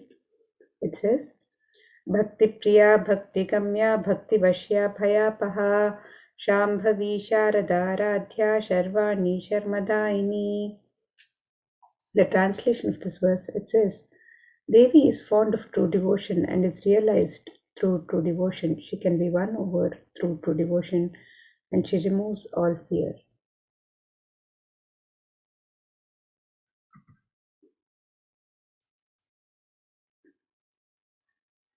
If there's any fear in the minds of devotees, Devi is sure to remove that fear. It is stated that Devi likes to be worshipped in autumn, and here it is meant the autumn of our lives when our thoughts turn more and more inwards. The role of the divine is known and understood clearly. The need for Devi worship then becomes stronger. Shambhavi is the consort of Shambhu or Lord Shiva. Sharadaradhya is the one who is worshipped by Devi Sharada, Devi Saraswati. Sharvani is the wife of Lord Shiva. Linga Purana says Lord Shiva is called Sharva in his earth form, and Sharmadaini is Devi who bestows happiness on her devotees. And you can offer your gratitude and devotion to Devi Parashakti by offering your kanika, your token of gratitude, in the e-hundi in any amount and multiple currencies. And the e-hundi is similar to the hundi offerings in the temples where the devotee can offer any token of gratitude of their choice. So today, as you get ready to receive Devi Parashakti, you can make your e-hundi offerings on the website www.kailasamailer.com/sevas. And the next offering to Devi Parashakti is the offering of the Sankalpa chanting. And this verse from Devi Mahatmya, chapter 12, verse 34 describes, Tayaitan mohyate vishwam shaiva vishwam prasuyate Saya chittaja vijanam tushtarudim prayaschati. The translation of this verse, it says, the goddess enchants this universe and she herself gives birth to this universe. That goddess, being prayed without interest in anything, gives that knowledge that leads to salvation and gives wealth in the materialistic sense. We can make the offering of the Sankalpa, the conscious resolution to Devi Parashakti, and be blessed with all the fruition of the desires and wishes that you're yearning for. You can make this offering of the Sankalpa chanting on the website www.kailasamailer.com/sevas.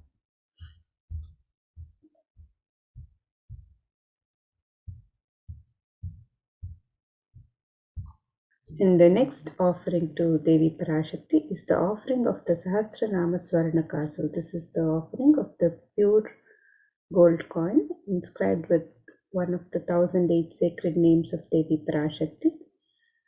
And Devi is described as Nama Parayana Prita, she who likes the repetition of her various names. And this offering of the Sahasranama Swarnakasu, where each coin is inscribed with one of the 1008 sacred names of Devi Parashakti, is a very special and unique archana offered to the Mahameru of Devi Parashakti. And when you make this offering with each coin inscribed with the 1008 sacred names, which describe the Ananta Kalyana Gunas, the very divine qualities of Devi Parashakti, you are blessed to imbibe those very same divine qualities of Devi Parashakti herself. So you can make this offering of the Sahasranama Swarnakasu, the pure gold coin inscribed with the 1008 sacred names of Devi Parashakti. You can make this offering in 3 different denominations and any number of coins as you wish to offer. And you can make the offerings on the website www.kailasamailer.com/sevas. And the next offering that we have is the Mukta Amriti finger ring with pearls. And Devi is very well known to be adorned and very fond of pearls. And of course, the pearl represents the compassion of Devi. In this verse, it describes, I bow to the goddess Meenakshi, whose crown has garlands of pearls, and the face shining like a full moon, who wears anklets that are studded with gemstones and has small bells, who is shining like the splendor of the lotus, who grants all the wishes, the daughter of the mountain, who is worshipped by goddesses Vani and Rama. I remain ever bowing to the goddess Meenakshi, the ocean of compassion.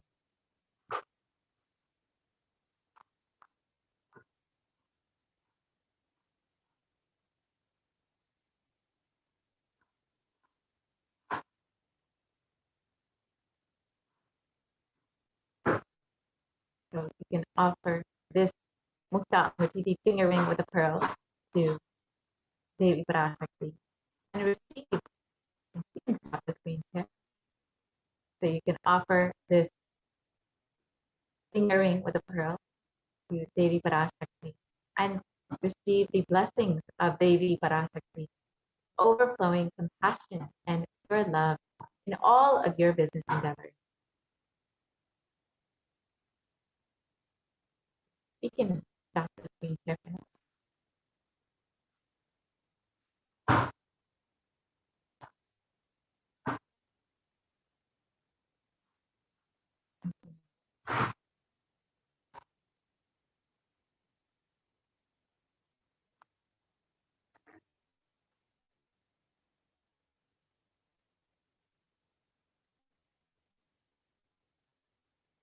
So let's now look at the next offering that we have available.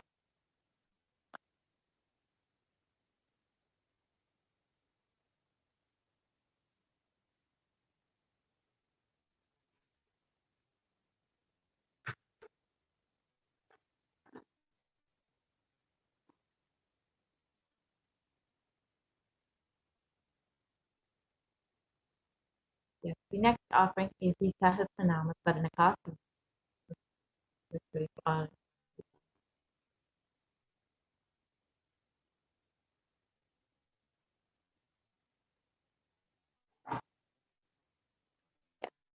offering.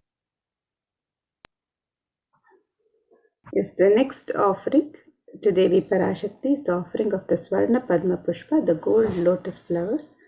And the gold lotus is a sacred offering in the Hindu tradition and is used in the worship of the divine, and it has many significance in the worship of the divine. One of the verses from the Kamika Agama describes the significance of the gold lotus, and this verse says, Ashtavidyeshwaropeta kumbhavarana samyutam sarve sasutra vastraadya hema pankajabhushitaha sapitanassa kurachascha pakpa billa palaprabha snapanadhyaya samsiddha pramanena samanvitaha. The translation of this verse, it says, all the kalashas should be wound around with suitable thread and covered with a new cloth. They should be adorned with the lotus flower made of gold. And there are hundreds of scriptural references for using the lotus in the worship of Paramashiva. Almost everything in the worship of the ultimate involving the consecration of deities of worship or meditating on the mudras or asanas used during worship involves the lotus flower, the lotus leaf, the lotus pericarp, the lotus petals. The lotus is a divine flower in the Hindu tradition. The Shakti of Paramashiva is also called a lotus. The base of the Paramashiva linga is a lotus. The disciple of Paramashiva is also considered a lotus, the one who is about to bloom. So you can make the offering of the gold lotus in any of 3 different sizes and be blessed to have the state, space, powers and being of Devi Parashakti in your inner space amidst any and every adverse situations in life.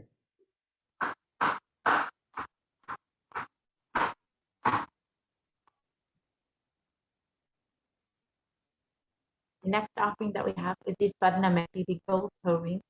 And in this verse, it describes the power of Devi's very toenails. States, you whose brightness from the toenails destroy the ignorance in the minds of your devotees, who prostrate at your feet. You whose brightness from your 2 feet overpower that of the lotus flower. So just the very toenails of Devi Parashakti have the power to destroy the darkness of ignorance.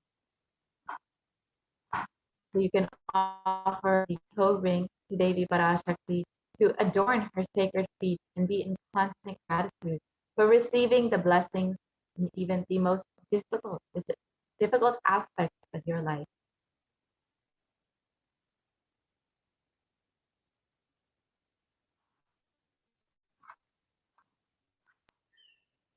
And the next offering to Devi Parashakti is the offering of the Swarna Mangtika, the gold hairline jewelry. And Devi is described as Sudha Sharabi Varshini, she who makes the nectar flow in all our nerves from the Sahasrara, she who gives the very pleasant experience of the ultimate. And the Swarna Mangtika represents the nectar overflowing from the Sahasrara chakra, which is fully opened with the sacred sentiment of gratitude. And you can make the offering of the Swarna Mangtika, the gold hairline jewelry to Devi Parashakti, and receive the blessings of achieving the blissful state of overflowing gratitude and the space of complete completion. And you can make this offering on the website www.kailasamailer.com/savas.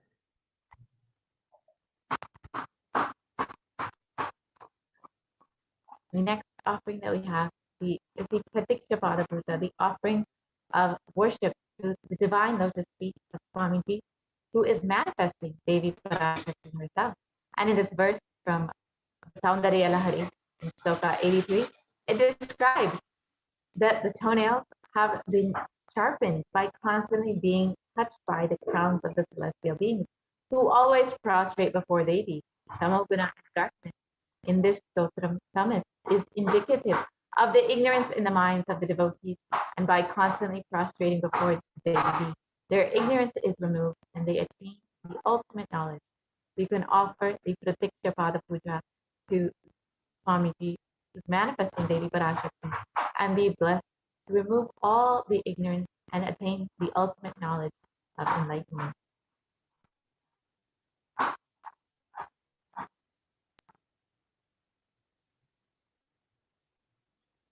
And the next offering to Devi Parashakti is the offering of the Vastra Seva, which is the offering of the sacred cloth to Devi Parashakti, and you can make this offering on the website www.kailasamailer.com/sevas and be blessed with all the auspiciousness and blessings of Devi Parashakti and the Supreme Pontiff of Hinduism, Jagadguru Mahasannidhanam, His Divine Holiness Bhagwan Sri Nithyananda Paramashivam, who is the Nija avatar of Devi Parashakti herself.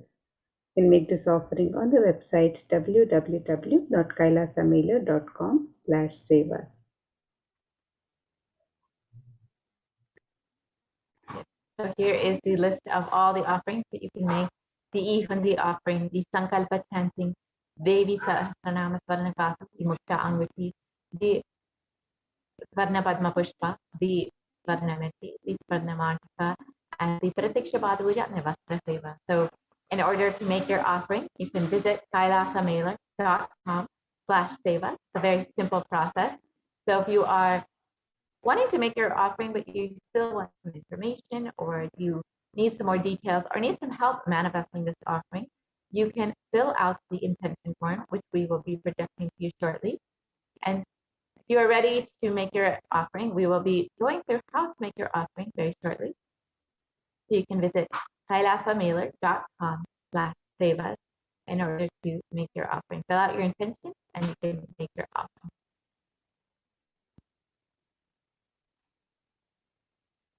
Once you're done making your offering, you can also fill out the Sankalpa form directly through the website.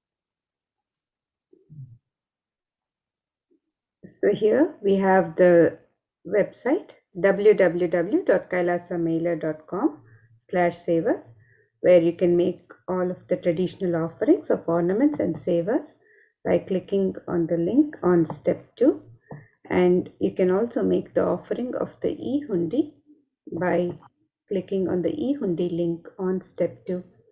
And if you're ready to make your intention to make an offering, you can submit the form on step 1 if you would like to receive the blessings of Devi Parashakti to manifest your intention into reality.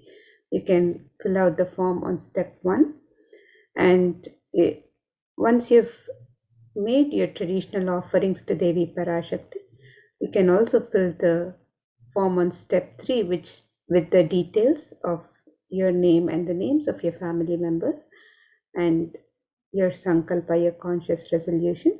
You can fill out the form on step 3 after you've made the traditional offerings to Devi Parashakti.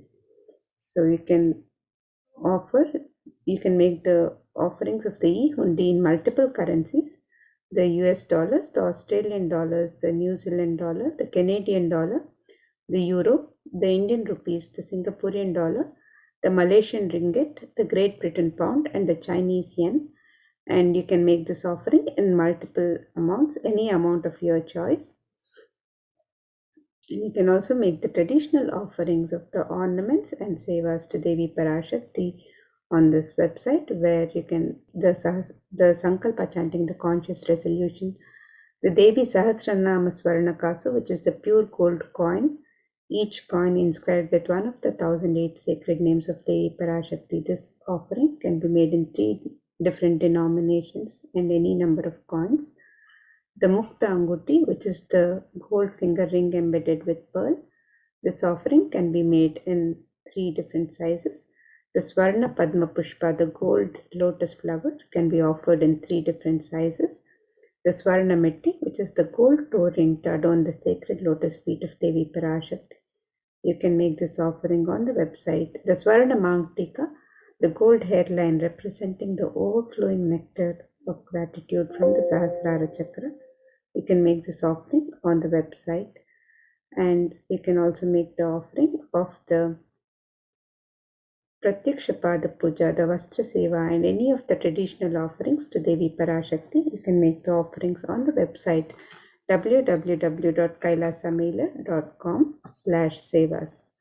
And with this, now we'll be moving to the next segment of this program, where we'll be learning more about the various facilities being made available for the care and well-being of humanity through the various de facto spiritual embassies of Kailasa as guided by the Supreme Pontiff of Hinduism himself, and the various contributions of Kailasa, of the Supreme Pontiff of Hinduism, for humanity and to raise humanity, to guide humanity to the next superconscious breakthrough and to guide them through this times of pandemic.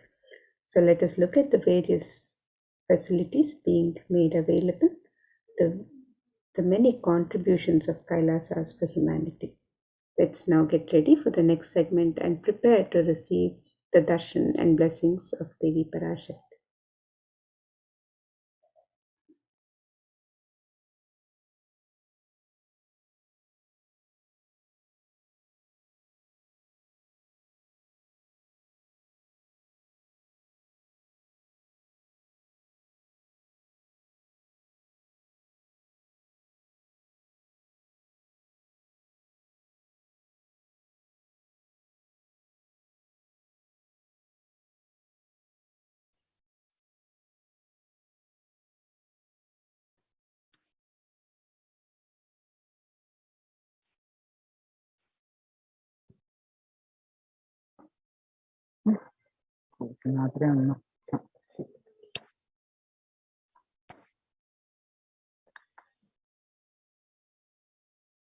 Nithyanandam, everyone.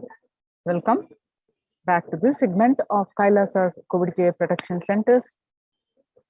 At the time, Kailasa's de facto spiritual embassies, with the blessings of the Supreme Pontiff of Hinduism, Jagadguru Mahasannidhanam, His Divine Holiness Bhagwan Nithyananda Paramashivan's blessings. Let's start with the Sadguru Vandanam.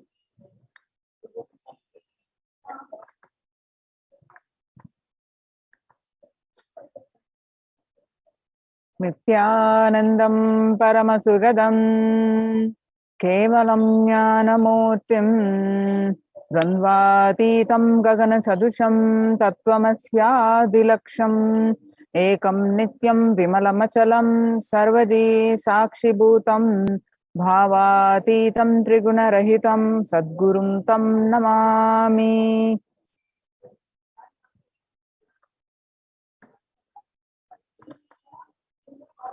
So what we learn from this segment today is concerning statistics on the mental health and the global peace across the world due to the COVID-19 pandemic. What are the Supreme Pontiff of Hinduism and Kailasa's contributions for global peace? Supreme Pontiff of Hinduism's spiritual solutions for COVID-19, Kailasa's COVID Care Protection Centers, and why temple-based ecosystems. UN recognizes Kailasa's contributions and join Kailasa's COVID Care Protection Centers. The crisis that we are under. Today, people around the world are trying to grapple with the grim reality that the pandemic is far from over. The aftermath of the current calamity promises to be much more devastating. The greatest economics of the world are facing disastrous futures, and countries are facing off each other in deep mistrust. Now let us see some statistics and current news. Record high cases in Australia amid third wave of COVID-19. Australia reported a new record number of coronavirus cases when the country continues to battle the third wave of COVID-19 infections. Health Organization makes a big statement about Delta variant of COVID-19. The World Health Organization recently said that the Delta variant of coronavirus has elbowed out all the other COVID-19 variants of concern that now represent a tiny fraction of the samples. Less than 1% of alpha, beta, and gamma are currently circulating. It is really predominantly Delta around the world, said the World Health Organization technical lead on COVID-19, Maria Van Kerkhove. COVID-19 has now killed more Americans than the influenza pandemic of 1918 to 19 did.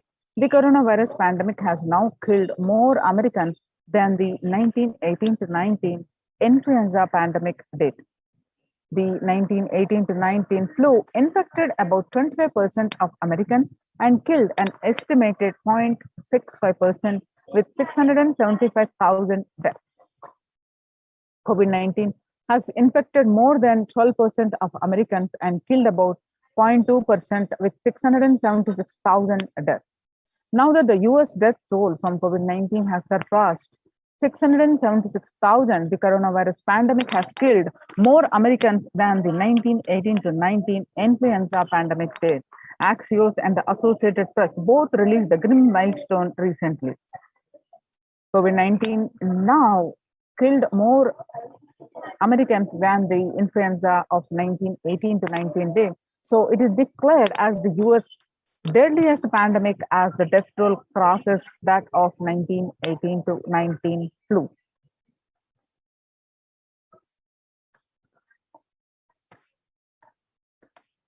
People infected with alpha variant exhales 100 times more virus into the air than original COVID strain. The University of Maryland researchers suggested that the need for better ventilation and tight-fitting masks in addition to widespread vaccination to help stop the virus.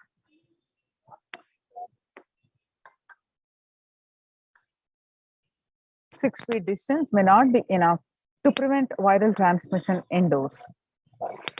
According to a study, the physical distancing of 2 meters, about 6.5 feet, may not be enough to sufficiently prevent transmission of virus carrying airborne aerosols indoors, according to a study.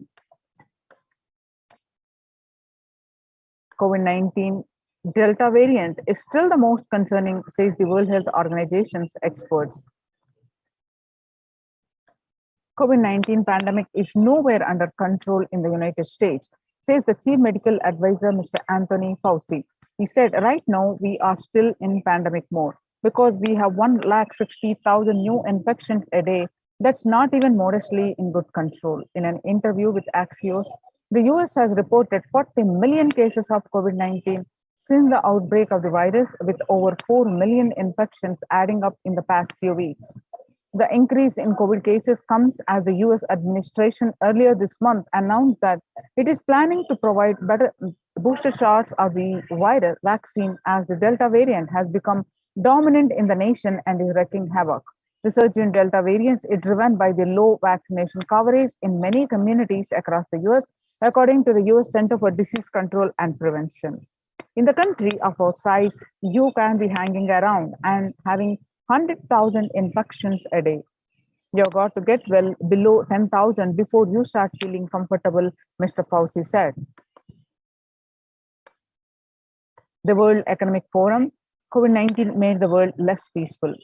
The COVID-19 violent incidences and fatalities, January 2020 to April 2021, violent incidences related to the pandemic made the world less peaceful.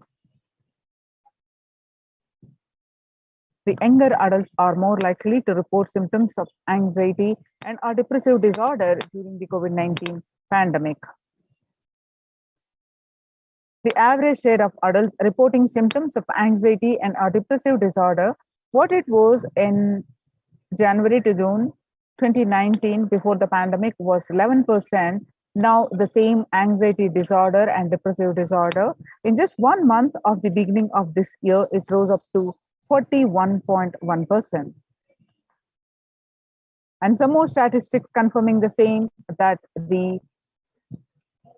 showing the adults reporting symptoms of anxiety and depressive disorder during the COVID-19 pandemic. The younger adults are more affected than the older adults. The stress in America, a national mental health crisis. COVID-19 is a significant stressor for most Americans. Nearly 8 in 10, which is 78%, say the coronavirus pandemic is a significant source of stress in their life. Nearly 7 in 10, which is 67%, say they have experienced increased stress over the course of the pandemic.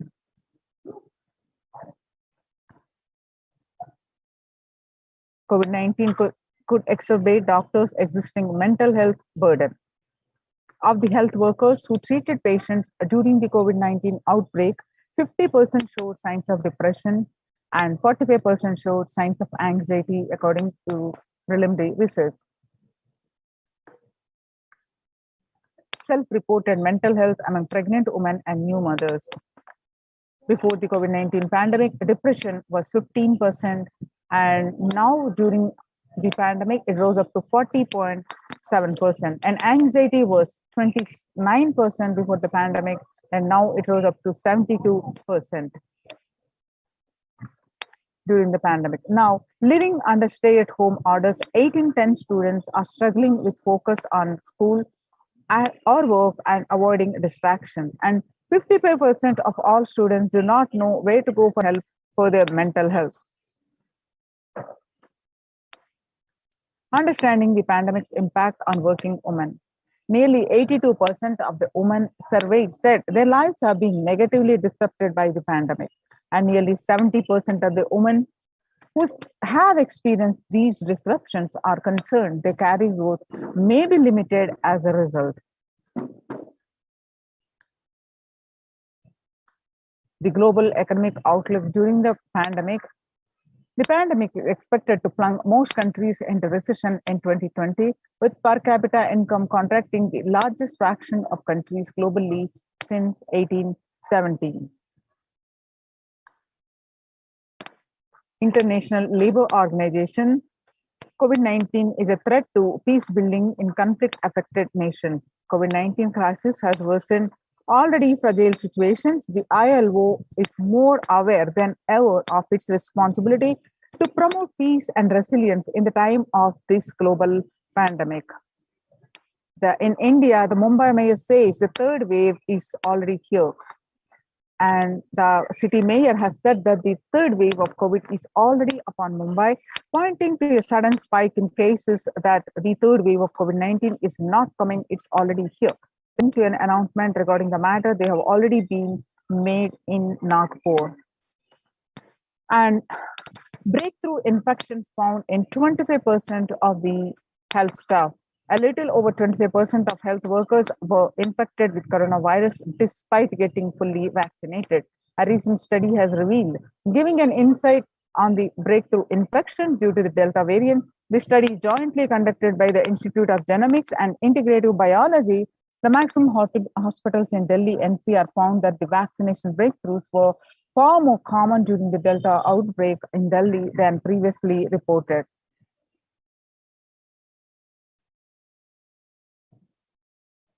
The COVID-19 variant Mu shows signs of vaccine resistance. All you need to know.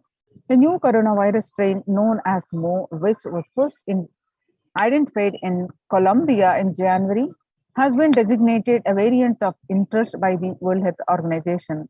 After being detected by the Colombia, Mu, known as scientifically as B.621, has since been reported in other South American countries in Europe.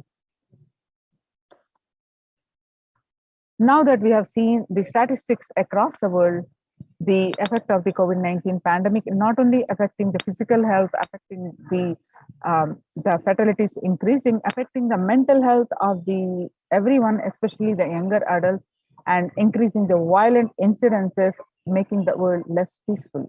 So, how to cope up with the current COVID-19 pandemic? It is important to address the COVID-19 pandemic, which is seeing another wave, destroying many more lives. The Supreme Pontiff of Hinduism says the pandemic fatigue is setting in as a result of continuous lockdown and resulting in delusional ignorance. Holding on to the delusion and supporting this space of delusional decision leads to delusional arrogance.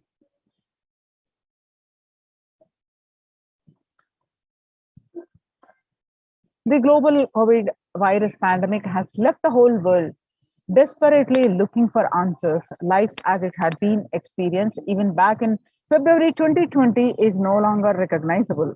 Drastic change is the order of the day, with people having to redefine their world with new paradigms of economy, society, faith, religion, and health. Blessed are those who have had the greatest fortune to be with the incarnation of Paramashiva, the Supreme Pontiff of Hinduism, in their lives to carry them through this crisis.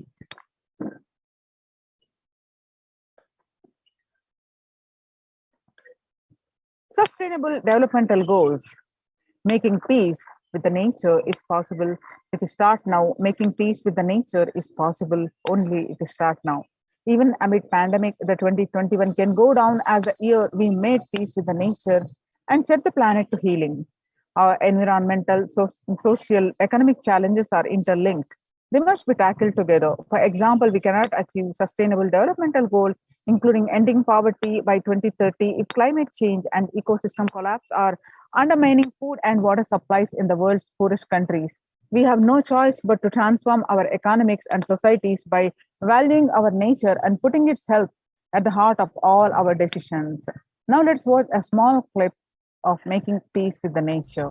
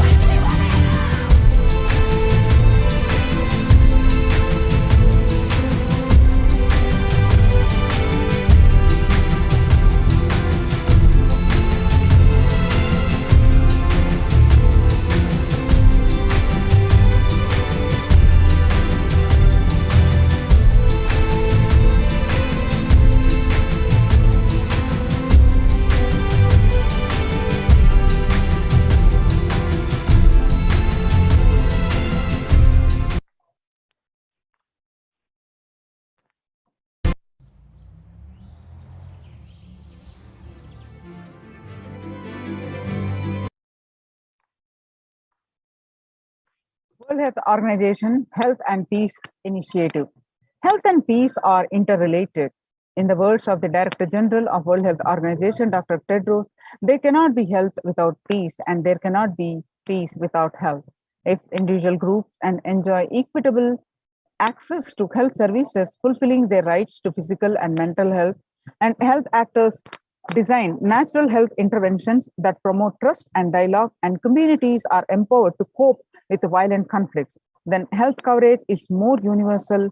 Grievances can be heard with address to generate trust, and around health emergency concerns, affected communities are more likely to make meaningful contributions to peace and reconciliation and to resist incitements to violence.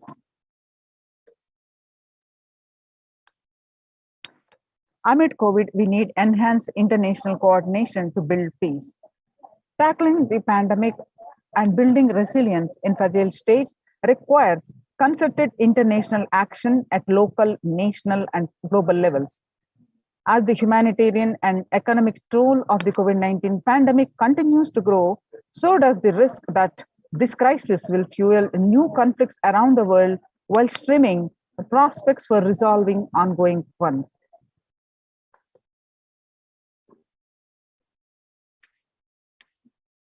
Stronger health systems and universal health coverage must be a priority. Remarks to the General Assembly special session in response to the COVID-19 pandemic. For the first time since 1945, the entire world is confronted by the common threat, regardless of nationality, ethnicity, or faith. A new social contract between people, governments, private sector, civil society, and more can tackle the roots of inequality with fair taxation on income and wealth, universal benefits, and opportunities for all. Now let us see the contributions of the Supreme Pontiff of Hinduism for the global peace. The Vedic civilization beautifully describes Yastu sarvani bhutani atmani ivanu pushyati sarva bhutesha chatmanam tadona vigagupshate. Isha Upanishad verse 6. Global peace is the byproduct of individual bliss. Whenever an individual goes through a spiritual bliss, he manifests a beautiful, peaceful life for him and everyone around him. If he is powerful enough, he moves the whole city and manifests peace. He is more powerful, he moves the whole village or whole country. If he is powerful enough, like incarnation, he moves the whole world and manifests peace for them. The individual bliss is the source of the global peace in the level of Om, the microscopic and macroscopic level Om, the macroscopic level universe. Whatever level it is, it may be, global peace is the byproduct of the individual peace. How do we get that individual peace? By the Supreme Pontiff of Hinduism beautifully explains, by practicing completion, by practicing unclutching. He explains elaborately of these various techniques for completion and unclutching and various other spiritual cognitions techniques. Supreme Pontiff of Hinduism explains. And now let us see some of the techniques and processes, practices the Supreme Pontiff of Hinduism explains to achieve individual peace and bliss. So global peace is the byproduct of individual bliss. With my love and respects,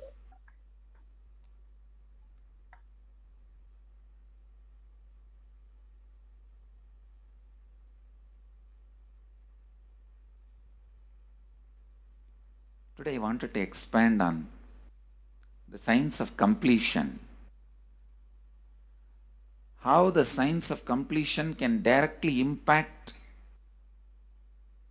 the consciousness you are carrying and the consciousness embodied in many bodies. Please understand, the more deeper you go inside you, means more deeper space you go inside you, more expanded you become, more one with everything, more oneness you experience.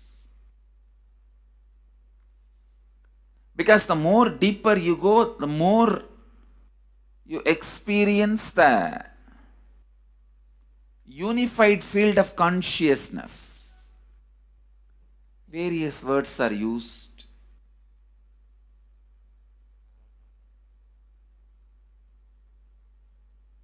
Some of the Hindu traditions uses the word Atma, Brahman. Some of the Hindu traditions use the word Nirvana. Whatever word you may use, Atman, Brahman, Nirvana, unified field of consciousness, whatever. But one thing I want to tell you, the deeper and deeper you go in your inner space, you experience the vast oneness. The more superficial you are, the more incompletions you carry with others, even with yourself. The more superficial you become, even your own right hand and left hand fights with each other. Different parts of you fights with you. Different thoughts of you fights with you. Even you fight with you, the more superficial you go, the more deeper you start traveling. First, you get integrated. The you fighting with you stops. Then, the people around you get integrated. They fighting with you stops. Completion with yourself, then completion with others, then comes completion with other things, not just living beings, even with inanimate beings. The completion starts happening. Even with the nature, completion starts happening. Please understand, the more deeper you travel, the more deeper you go, the more deeper you settle down, the more deeper you start living. Your cognition expands. Your cognition includes. Your cognition becomes more and more inclusive.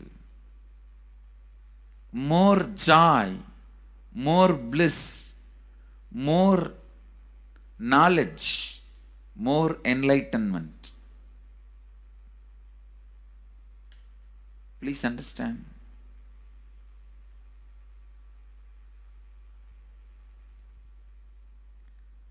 The more and more completion happens in you, you will see everyone around you feels complete with you. That is why I am saying, whether they have body or they are disembodied, in the deepest corners of your being, deepermost layers of your being, deepest parts of your being, you experience such powerful awareness, such joy.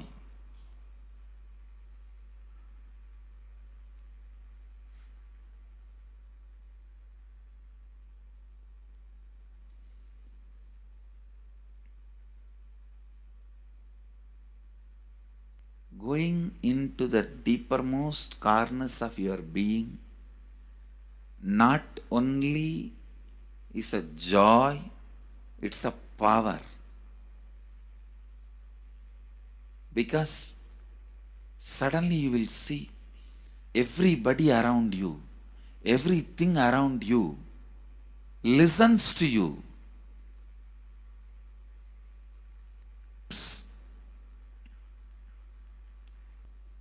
The tendency to exploit is not there.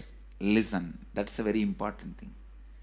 Power without the tendency to exploit. Because as long as you feel the other person is separate from you, when you get the power, it will always be used for exploiting. Because the other person is separate from you, then naturally what you will feel? Let me suck all the possible energy, intelligence, time, talent, treasure. But when you feel the other person is your own extension, you will see, you will be showering so much, enriching so much. The power you have will not be exploiting, it will be enriching. I tell you. Even if death comes, I can tell you very clearly, I can face the death directly and tell the death, I have enriched every human being more than what I received from anybody. I have given to every human being whom I met in my life more than what I received from them. My accounts is clear. I am ready. Come on, let's go. My accounts is clear. I don't have debt. No credit card money to be paid, loans to be paid, no debit card, no credit card. My accounts is clear.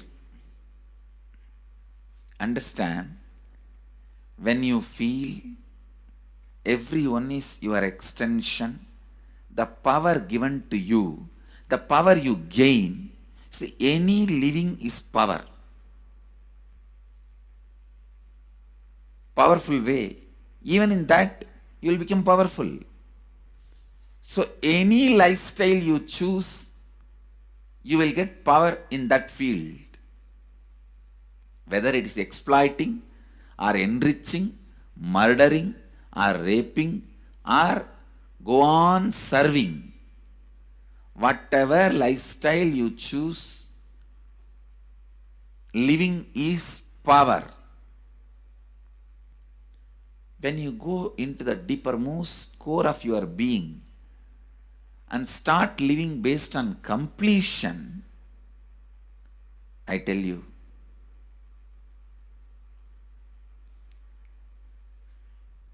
the first power you'll experience is everything around you listens to you. That power will simply make you enrich everyone. The best power you can have through living. Whatever you do, as I said, whether you live the life of enriching or exploiting, you will become powerful. I tell you, the power of exploiting brings more and more conflict within and without. And those conflicts naturally bring suffering. And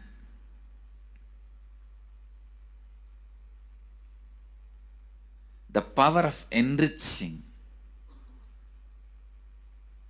brings more and more completion in you and in others. This full month, Nithyananda Sangha all over the world. The other day I was seeing, we have officially presence in more than 50 countries. As devotees, group of devotees, we have presence in 100 countries. All over the world, we are going to celebrate this whole month for Global Peace Month, impacting global peace. All of us this whole month will live completion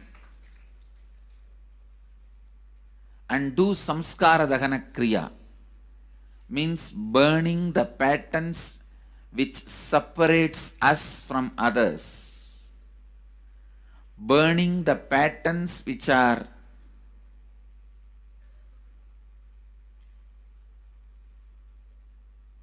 constantly keeping us in a superficial level. All over the world, we will be doing samskara dahana kriya, burning our patterns and leading us to more and more completion. And we also have special 3 Nitya Dhyana Yoga program teaching people science of completion and facilitating samskara dahana kriya. This month, 20th, 21st and 22nd,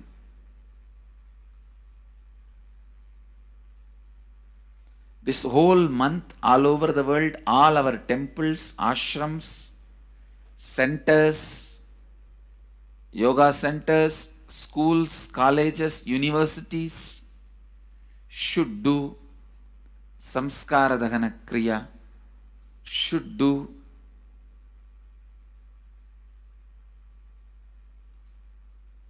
the practice of burning all the incompletions and patterns which leads to conflicts, bringing more and more peace inside us and outside us, spreading peace.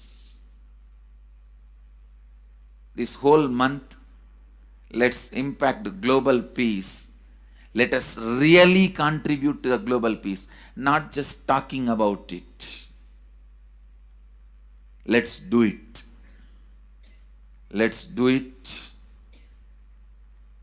Not just talking about it. Let's do it.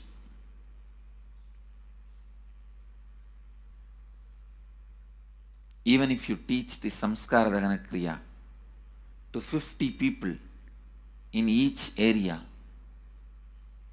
each place where we have centers, ashrams, temples, two-way centers, yoga centers, even 50 people, each Tanidar teaches, enriches them with this science. The amount of suffering and negative waves, negative vibes reduction can contribute so much to the world. Please understand, one positive person can burn millions people negativity. Experientially, with evidence, we proved one positive person has already burnt at least 20 million people's negativity in last 10 years and brought peace. So each one of you, if you stand up as one positive being, one authentic, responsible, enriching being,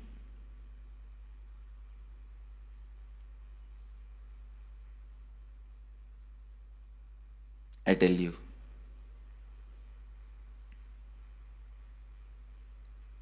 we can do so much to the world.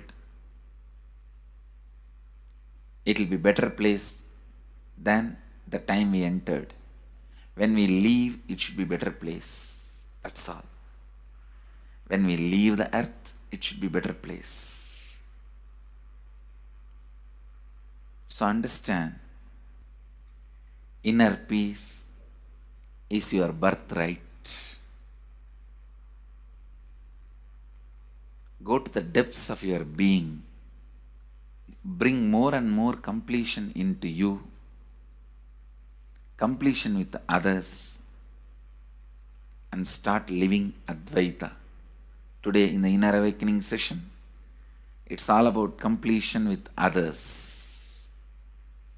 So last 6 days, literally, you worked so much, one by one by one by one by one, layer by layer by layer by layer.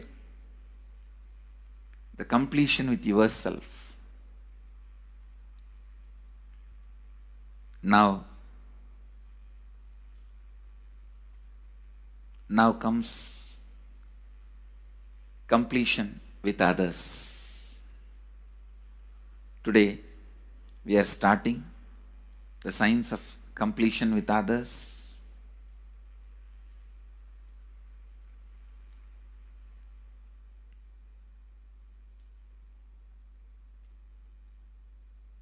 It's one of the most powerful science. Does so much to human beings, not just healing their relationships, even inside their consciousness, this inner space, so much of good is done. So much of awakening is done.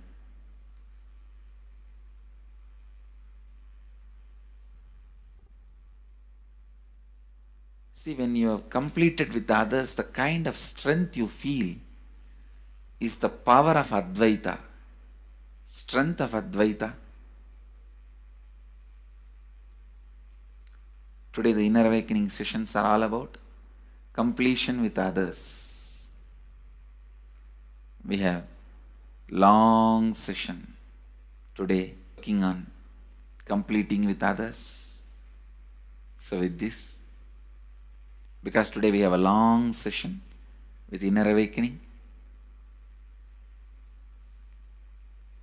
we are also lagging behind the syllabus. Actually, it is a good news, it's not a bad news, because participants are so sincere. They are going through the whole process so intensely, sincerely. Because of that, we are little delayed, but today I am going to catch up. Today I am going to spend more time and catch up with them, with the syllabus. So,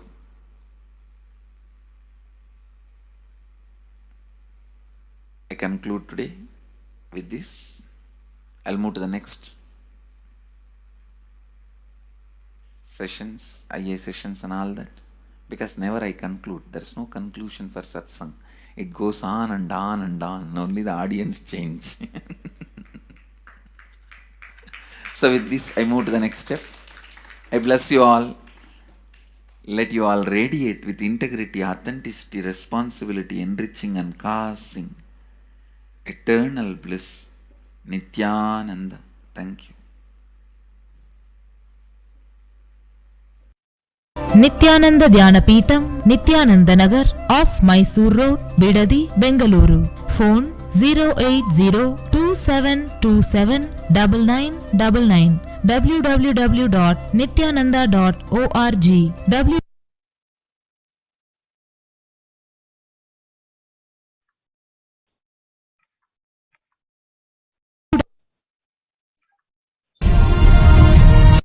Now, the Supreme Pontiff of Hinduism explained the self-transformation, the secret to achieve global peace. Social answer means I'll tell, oh, you should all work for global peace. You should all work for turning the world. You should work for revolution. You should work for all these, that things. You should vote only the party which says that it will stop the war and all these things. This is the social answer. Nonsense. If you want the honest answer, I tell you, simply transform yourself. You can't do anything. If at all you can do, you would have done it. Be honest. If you can do, you would have done it. You are raising this question because you are not able to do. Am I right? So let us be very clear. Let us be honest. We are not able to do. Socially. That's the truth. That's the reason you are sitting here and raising the question. I tell you, understand few important things. There are a lot more attached to this question. There are many things which is attached to this question. We always feel the present is the world is totally spoiled. It is not going according to the rules or how it is supposed to be. It was wonderful once upon a time. In ancient time, things were going properly. Everything was well and great. And I tell you, 10,000 years ago, they found some writings on stone in Harappa Mohenjo-daro culture. Some stone writings have been discovered. The other day I read a beautiful book about that stone writings. That writings, it says, oh, nowadays the society is not as it should be. So much of war. There is no peace. In the early times, there was so much of peace. Society was really great. Things were as it should be. And it almost looks like a today newspaper editorial. 10,000 years ago, the same thing carved on a stone. Then understand, there was no such time as only good prevailed. It is just a fantasy. Hinduism, they call it Satya Yuga, the age of truth. There was a time only truth prevailed. And every religion, Christianity, they say the Garden of Adam and Eve. There was a time everything was wonderful. Every religion has got the fantasy. The past was great. There was golden past. Always the idea of golden past exists only in the past. The more you go back, again you say the past was great. And I tell you one thing, it is a wonderful way of postponing accepting the reality. Otherwise, I can be sure the world was same as it is today. Whether it is 5,000 years ago or 10,000 years ago. Maybe one thing, there was no CNN channel that time. So the news did not reach you so quickly. That's all. The news did not reach you so quickly. That may be the only difference. But otherwise, I can be sure the good and the bad was equal. Good and the bad was equal. The same amount of wars were there. All the other things were there. You read the Puranas, the mythological stories of India, you see enough of things. Enough of dirty things. I think sometimes I find a little more.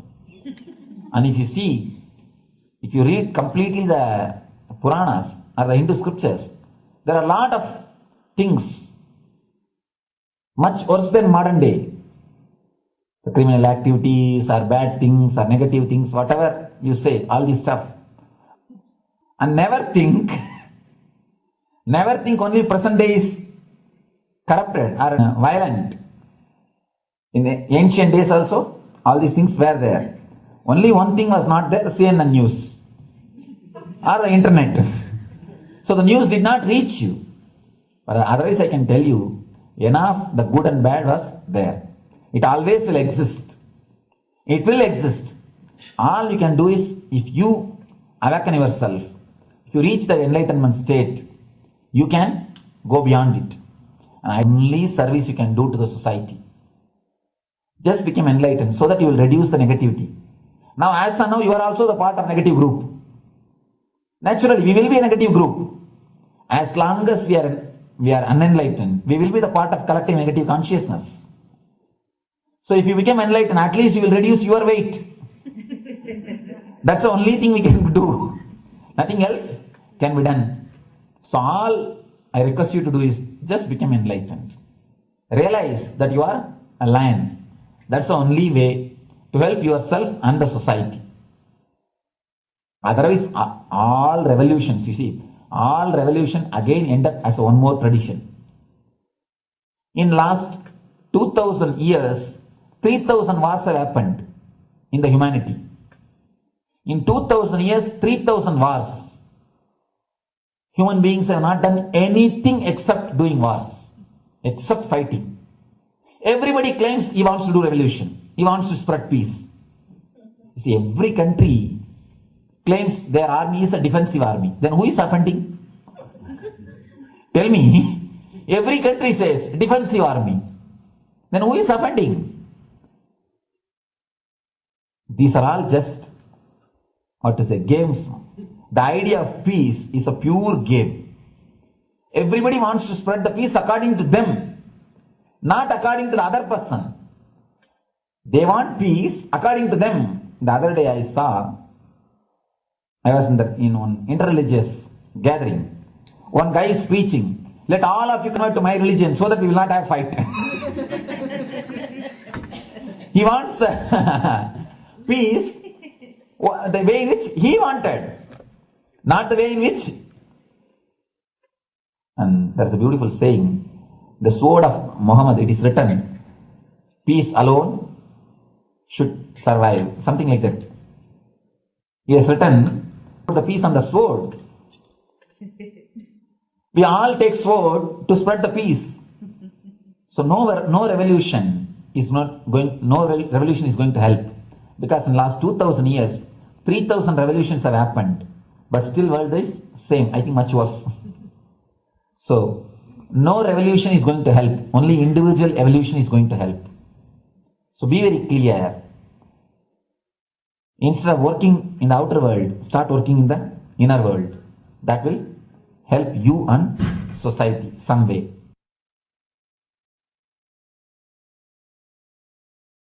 Social answer means, I'll tell, social answer means,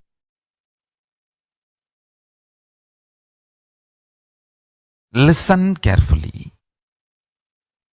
The space of Shanti,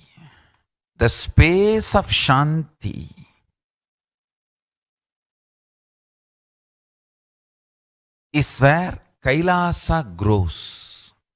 Listen carefully. It is in the deep powerfulness of peace, or peace-centered powerfulness is the ground, breeding ground for Paramashivatva to manifest. Please understand.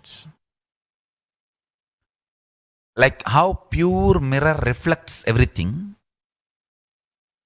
pure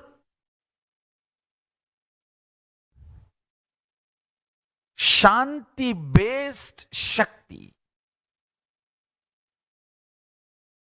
peace-based powerfulness reflects Paramashiva. Paramashiva manifests in peace-based powerfulness. Please understand.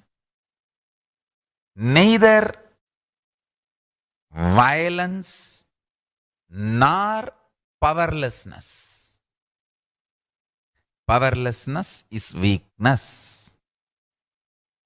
Violence is abusive. Peace-centered powerfulness powerfulness centered peace. All the Upanishads starts with peace, completes with peace. Shanti mantra starts with Shanti mantra, gets completed with Shanti mantra.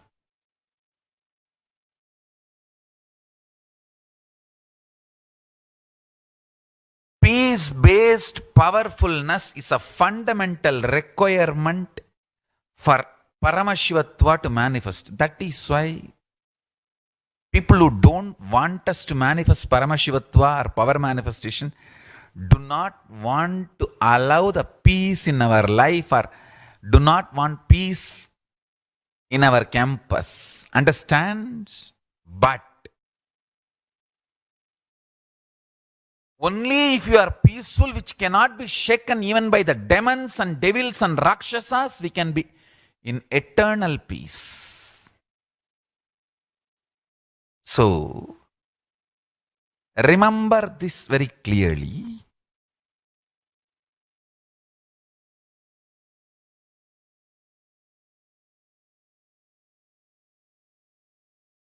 Peace alters the very DNA structure, genetic structure, the core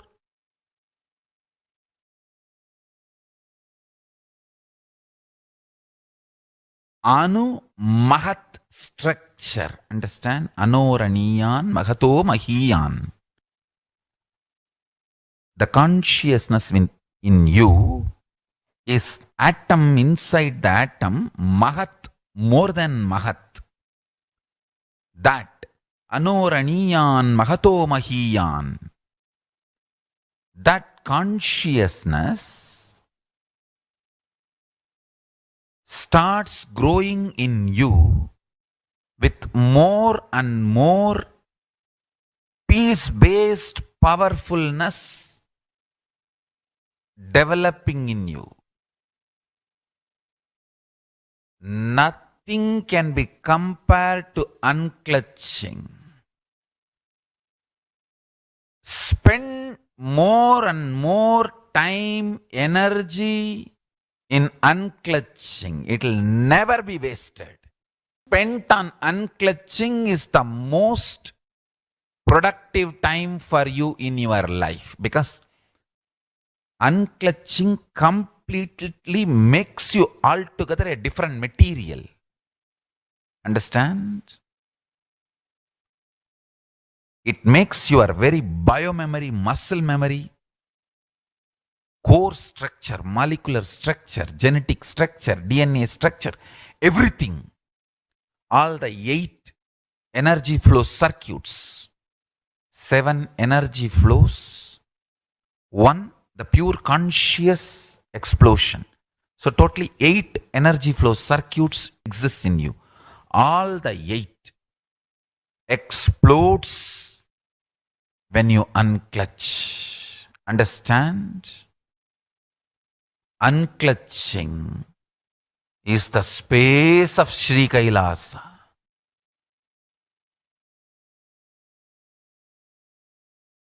Listen carefully. Listen.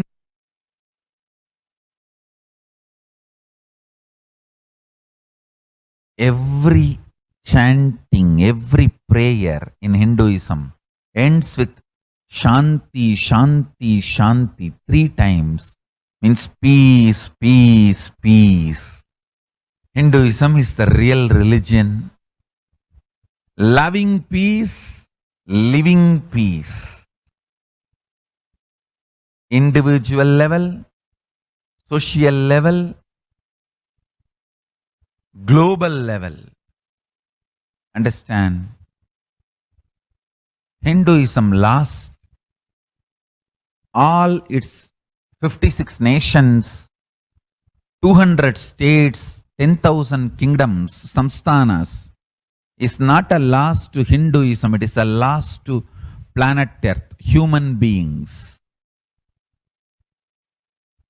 Wherever Hinduism is practiced, kept alive, the ideal of global peace is kept alive. Just do this one simple statistics. You yourself study. Google and study. Take the top 10 religions and list how many people they converted in last 200 years, how many people they killed. List for each religion. I can be 200% sure you yourself will realize Hinduism is the most peace-loving and peace-living religion, neither conversion nor terrorism. Neither conversion nor terrorism. Being the supreme pontiff of the most peace-loving, peace-living religion, I give you all my blessings on this International Peace Day. Understand? It is we Hindus need to keep the global peace as a living possibility, and we need to make this global peace as reality. Just talking about global peace will not work. Working for global peace only is the responsibility of the real living Hindu. Anyone who wants to claim themselves as a Hindu or practicing Hindu should work for global peace. Global peace is our responsibility. Every chant,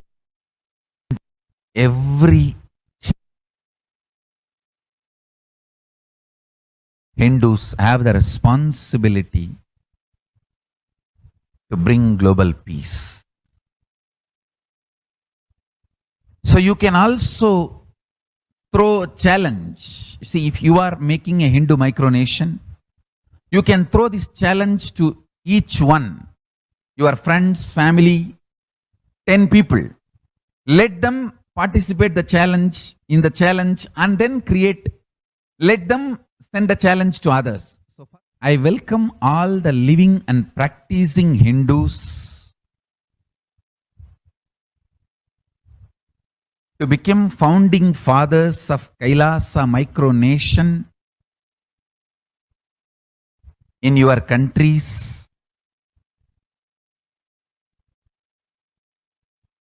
You can also make a challenge, like how they made ice bucket challenge and all that. We can make a challenge. You form Hindu micronation and claim, I am the founding father of the Hindu micronation Kailasa. And then you can invite your family, friends for a challenge. 11 people.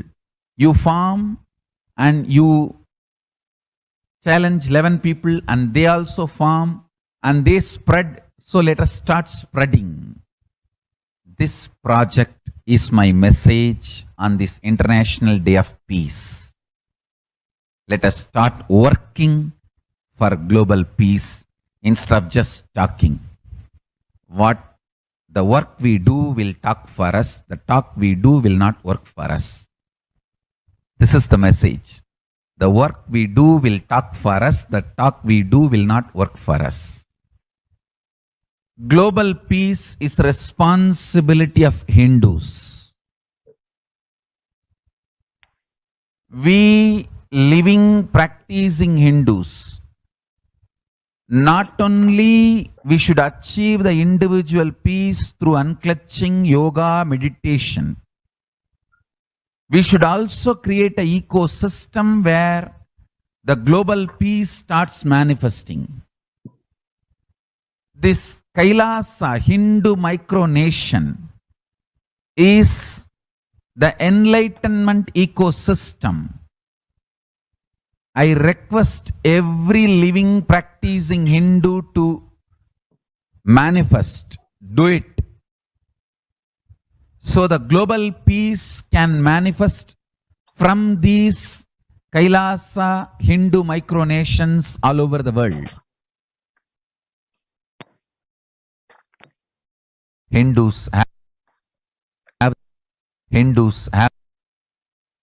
So join the Kailasa's COVID care protection centers by registering the link below with https://kailasa.org/kailasa care.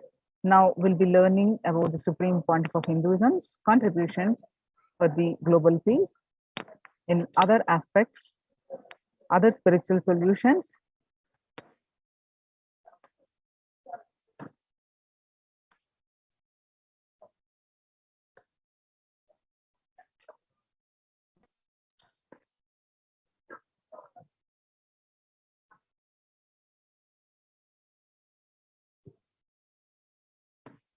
The sovereign order of Kailasa, led by the Supreme Pontiff of Hinduism and Nithyananda order of monks and nuns and Hindu diaspora, are working for global peace and to give a super consciousness breakthrough to humanity.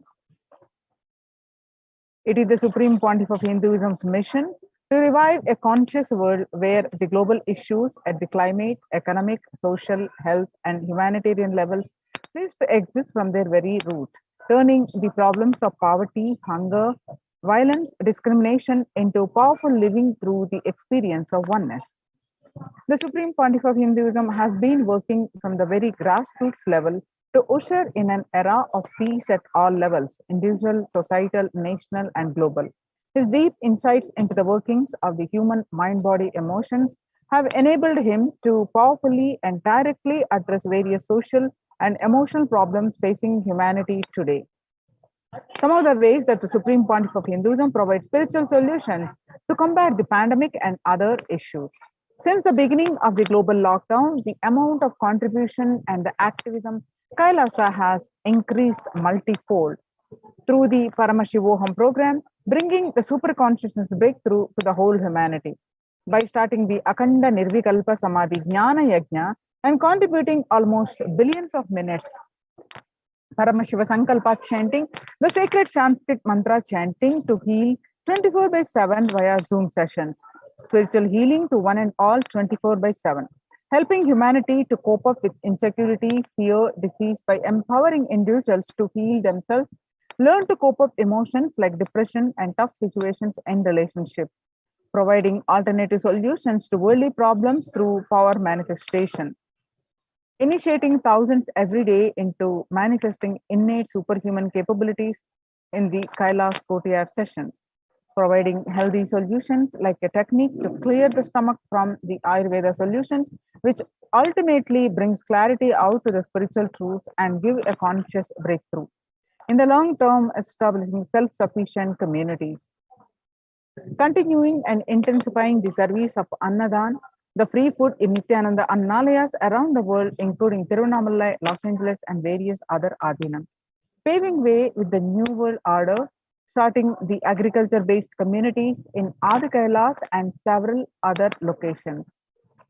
Peacekeepers of Kailasa, offering various life solutions from the teachings of the Supreme Pontiff of Hinduism. Hinduism prescribes various methods for global healing.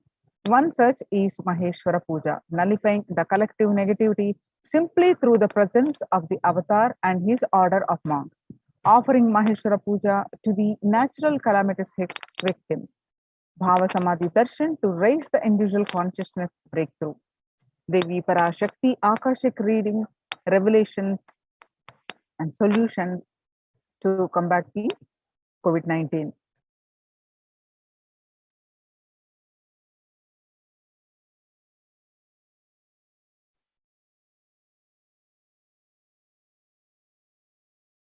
Society was created with the delusional ideas of too many human beings, blind spots, and the decisions made from those blind spots. If the visionary of a civilization or country or nation has blind spots, when he develops the vision for it, the whole civilization suffers those blind spots forever. Now it's time that the nature, Prakriti, resets itself, and many of the blind spots based visions, ideas become important components of the society. This pralaya, which is happening, is melting down everything which is delusion based. The world as we know is gone, and let us celebrate God. This isolation, which is seemingly endless, with an unknown future, which is compelling humanity to make 100% lifestyle to change, is something to be deeply dwelled upon. All problems need to be addressed only with spiritual solutions and powerful cognitions. To stop people having mental breakdown, pandemic fatigue, collapsing, depression, destruction, and also give them super consciousness breakthrough and revive the enlightened civilization. The Supreme Pontiff of Hinduism continuously gives spiritual solutions. Um, some of the spiritual solutions and powerful cognitions are unclutching, practicing completion, practicing oneness, practicing ajapa japa of Mahavakya, Om Nithyananda Paramashivoham, continuously building a deep feeling connection, and yoga, puja, vegetarian diet, and nirahara samyama. It is time we all take responsibility to save humanity, to protect people from the pandemic fatigue, destruction, and delusion. Let us try to enrich people for every one of these great spiritual solutions. It's free and open for all, and let us take this few minutes now and share with as many people as possible. All these spiritual solutions are free and available online. Anywhere else in the world can attend these sessions, and many of them are available via Zoom sessions. People from over 50 countries continuously irradiate the space of Paramashiva by practicing the unclutching meditation 24 hours a day, 7 days a week, started from 13th May 2020. And at any given point of time, you can find 4 to 8 zones actively unclutching around the world. You can join this movement at http://kailasa.tv/minutes for peace. The life solutions based on the ancient Hindu tradition, the meditation and yoga techniques from the scriptures, the cognitions are rooted in the highest truth, the lifestyle based on living and radiating the higher values of life, and powerful way of living and realizing one's ultimate potential form the foundation of the Supreme Pontiff of Hinduism's teachings, which by their inherent nature provide the foundation for peace on planet Earth. The Supreme Pontiff of Hinduism has launched the Minutes for Peace initiative, which aimed to reduce crime globally by conducting mass meditations around the world in parallel. In 2014, just after 2 years of launching the program, it crossed over 1 billion minutes of meditation. Scientific reduced crime rate after participation in the meditation and completion techniques. In 1976, it was found that when 1% of community practiced meditation and puja, the crime rate was reduced by 16% on an average. The current tally on the Minutes for Peace website is more than 4.3 billion cumulative minutes of meditation logged, including all the events, programs, and festivals where people have gathered in large numbers and participated in meditations and rituals. The total count comes out to be a staggering 409 billion minutes for peace so far. You can see some of the glimpses where about 5,000 devotees gathered and participated in a 48-day meditation program called Shuddhatvaitam. The Supreme Pontiff of Hinduism has hosted Kumbh Mela, United States, in Los Angeles since 2007. Nithyananda Sangha is entrusted as the only organization to host Kumbh Mela outside India by the Akhila Bharatiya Akhada Parishad. In September 2006, the Supreme Pontiff of Hinduism organized the first confluence for world peace to honor the memory of those who lost their lives saving others on September 11, 2001 at Irvine, California. The second confluence for peace was held in Los Angeles in 2007 in collaboration with Vedanta Society, BAPS, ISKCON, Siddha Yoga, and other organizations. The Kumbh Mela festival spread fast to other countries, including Australia, Canada, etc.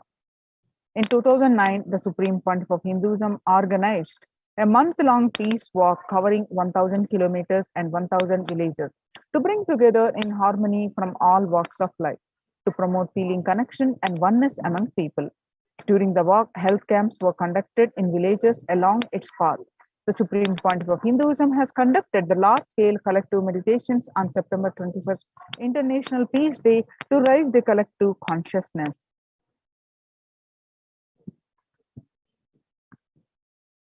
One of the greatest contributions that the Supreme Pontiff of Hinduism is contributing is initiating thousands into sannyas. Sannyas is our social responsibility. Let us save Hinduism and humanity. The Supreme Pontiff of Hinduism has revitalized the monastic tradition of sannyas by initiating hundreds of people into Nithyananda monastic order. The all-renouncing monks contribute the best things to human civilization, living their life with the cognition that life is for others. These monks and nuns act as the beginners of peace and empowerment for the human society distraught with violence, depression, and other forms of life negativity. Supreme Pontiff of Hinduism has also revived the ancient practice of embarking on pilgrimages, the spiritual journeys, taking the spiritual aspirants to high energy sacred spots such as the Himalayas, Kailas, Varanasi, Angkor Wat, and various powerful temples of India. Even though prevalent in India, this practice is rapidly losing its original context, turning into a recreational family vacation. Reviving the original spiritual context, the Supreme Pontiff of Hinduism has made it possible for modern day human beings to benefit from the spiritual energy present at these centers and accelerate their journey of spiritual evolution, hence ensuring individual and collective peace as a natural consequence. Food system whole key to ending the world hunger. The effect of COVID-19 pandemic, the UN has noted a dramatic increase in world hunger according to the state of food security and nutrition in the world. 1/10 of global population, as many as 811 people, were undernourished in 2020, an increase of 100 million from 2019. According to the Eat Lancet Commission, moving toward diets with the diversity of plant-based foods, low amounts of animal source foods, unsaturated rather than the saturated fats, and limited amounts of refined grains, highly processed foods, and added sugars could prevent between 19 and 24% of all adult deaths each year. Under the Red Om, the No Hunger Project, through the Annalayas, the food donation centers at the Kailasas de facto spiritual embassies worldwide, under the guidance of the Supreme Pontiff of Hinduism, has served over 2 billions of organic sattvic vegetarian meals so far. Giving free food to all the citizens is the economic policy of Kailasa, deriving the reference from Vedas and Agamas. Recently, under the humanitarian initiative launched by the Supreme Pontiff of Hinduism, is opening of Kailasa's COVID care centers in India, where the monastery campuses have been turned into a multi-layer quarantine facility to safeguard the inmates against any possible point of contact with the outer world. The Supreme Pontiff of Hinduism has opened this service free to all people, regardless of any differences in age, gender, caste, creed, ethnicity, color, or socio-economic status. Food, shelter, internet, and all basic facilities, including medical care, are provided at these COVID care centers free of cost and for an indefinite period of time. The outcome has been a splendid zero infection rate so far among the participants, a feat not achieved anywhere else in the world, let alone in India. This response model of handling the COVID-19 pandemic at a community level, along with the guidelines and recommendations for governments, has been recognized and accepted by the United Nations as well.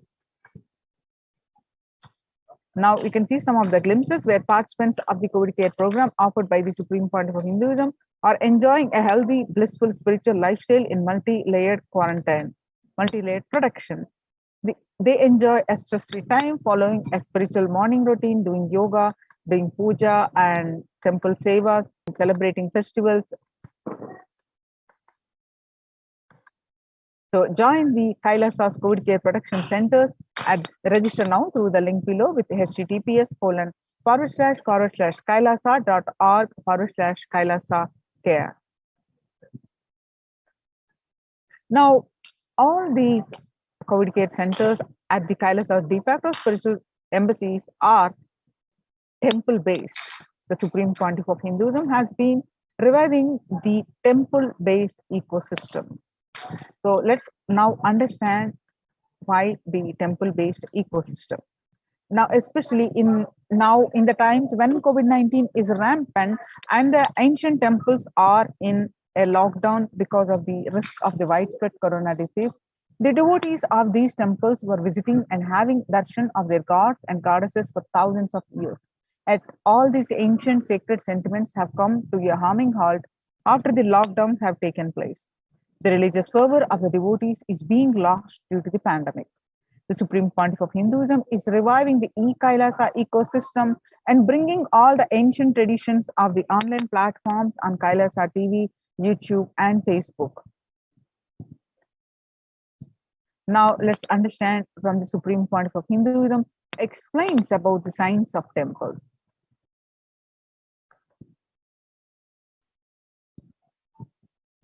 Who is Devi Meenakshi and her husband? Why this grand temple? What are the visible and invisible functions of this temple? Please tell us, Swamiji. Read the next question also. Both. As we see in our present time, towers of mobile, TV or dish TV antennas everywhere connecting invisibility to satellites, doing an incredible function for individuals and for society. My question is, there is and was everywhere temples and deities in this culture. Anybody coming from outside just wonder, is this just sentimental carved stones, worshipping culture or just artistic sculpture? What is the invisible function of temples, deities? See, both questions,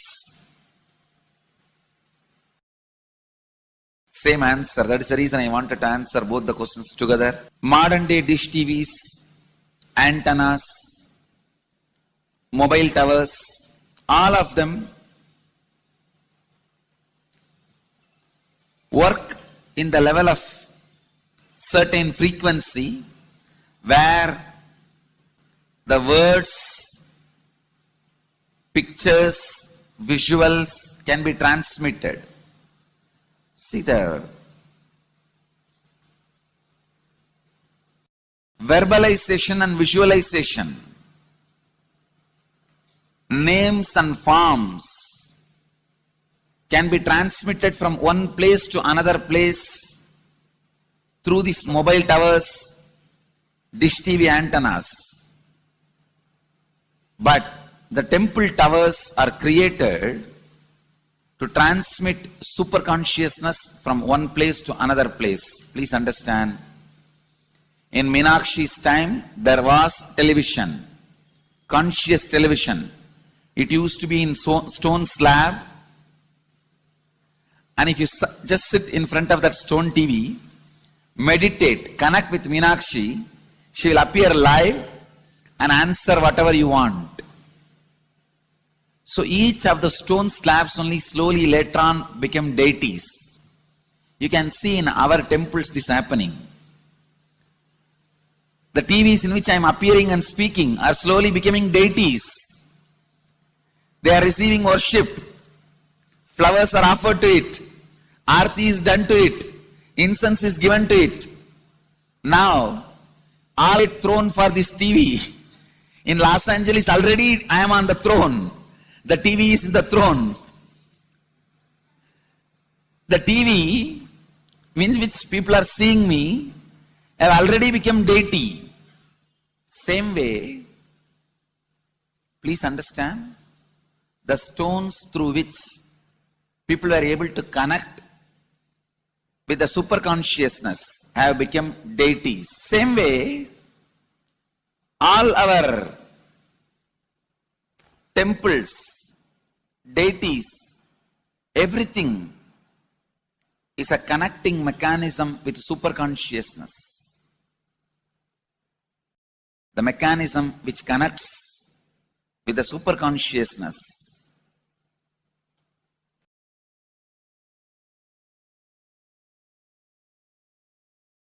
Please understand, the deities and temples are not just sentimental carved stones, or they are not just artistic sculptures. They are conscious transmitters. They raise you to the superconsciousness. In each house in Vedic tradition, we have a puja room. All the puja rooms are your private conscious airport, are conscious transmission centers. The main temple is the place from where continuous superconsciousness is radiating. So if you just sit and connect with a deep feeling connection, see, in those days human beings were so beautiful and simple. Just remembering the name of the deity is enough.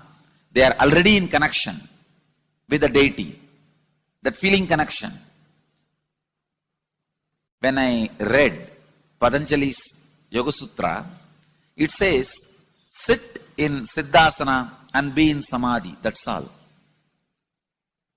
See, the human beings were so simple in those days. Just if you sit in Siddhasana, you are already in Samadhi. If you sit, your mind sits. Now, if you sit, your mind sits. Mind is completely away from the body. In those days, human beings were so simple and intelligent. All the non-mechanical parts of their brain were awakened. It is Western culture which killed the non-mechanical parts of the brain, the functions of the non-mechanical parts of the brain. Please understand, in the Vedic civilization, always human beings were brought up in such a way that non-mechanical parts of the brain was fully alive and awakened.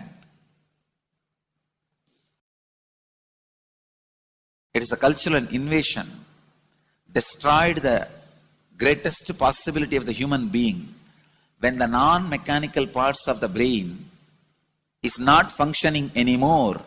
The temples, deities, all these are looking useless. Otherwise, they are a huge conscious infrastructure. Please understand. So, an example, if we find some method to travel just 20 feet above the air, or 30 feet above the air, without petrol or diesel, all our automobiles, roads, everything will become useless.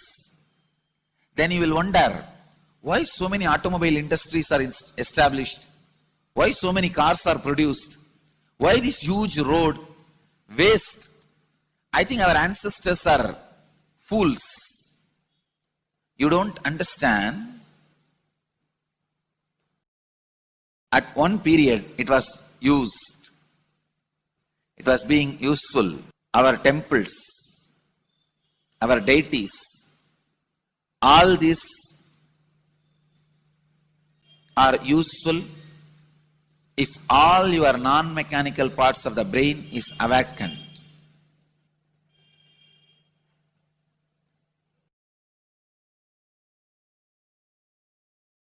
Unclutching is the process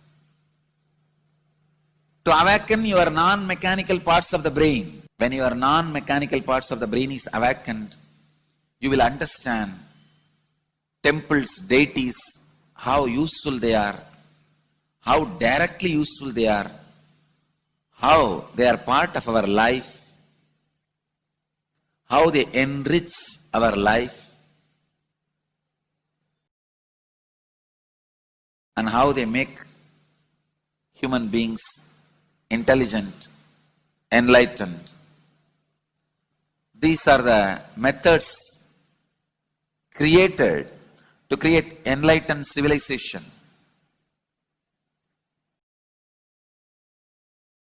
These grand temples are not built as an just monument.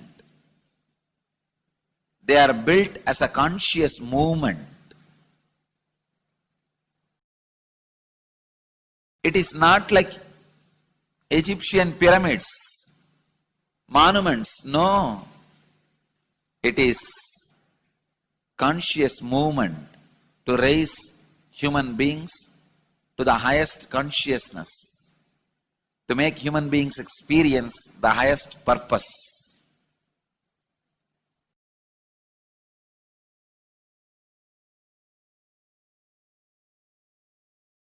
Understand?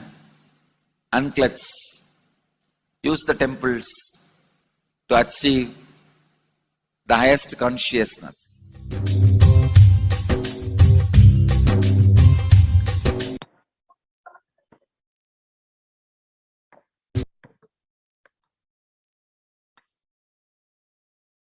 Now, the Supreme Pontiff of Hinduism explains about the deities holding energy when doing prana pratishtha.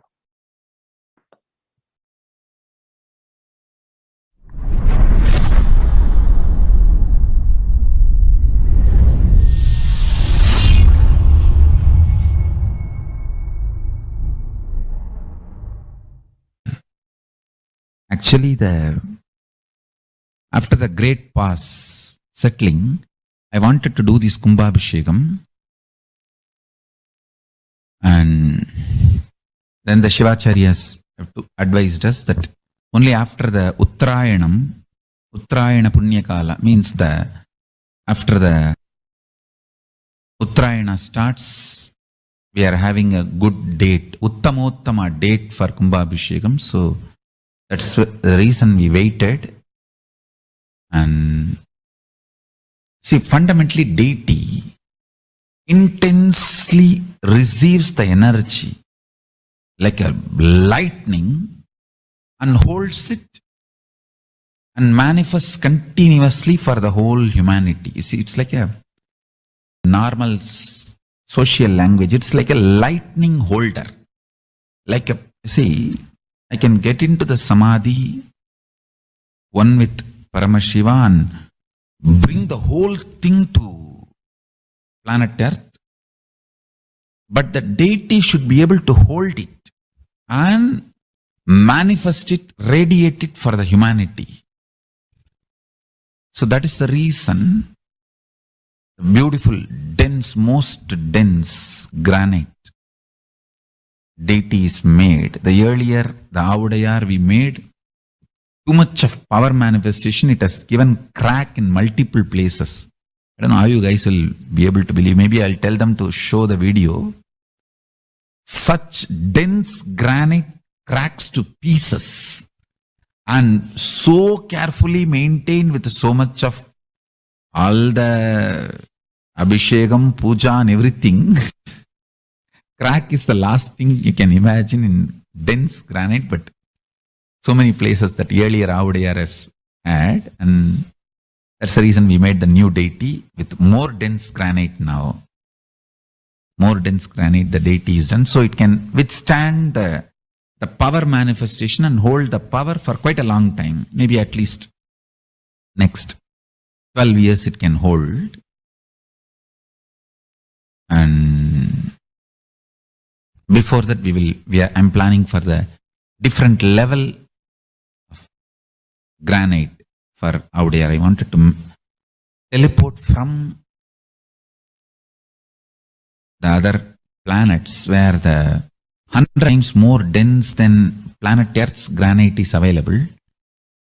And anyhow, all that I'll do it and then show, and instead of giving material for trolls, I'll give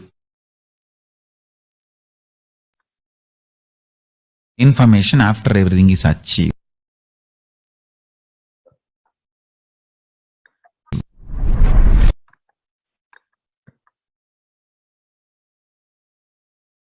On various occasions, Devi Parashakti revealed in her Akashic readings that crores of people will come there to the Adi Kailash looking for health, Navapashana water feast and medicine to get health and protection and enlightenment. To protect India from the great destruction, I, Parashakti, made this huge ship. Even if captain is not there, the ship is there. On 14th May 2021, they revealed that whoever comes to Adi Kailasa and does the good work of saving people from deadly corona, I myself will do all of their life's work, and this is a commitment. Paramashakti giving you all, Parameshwari, I will do what I say.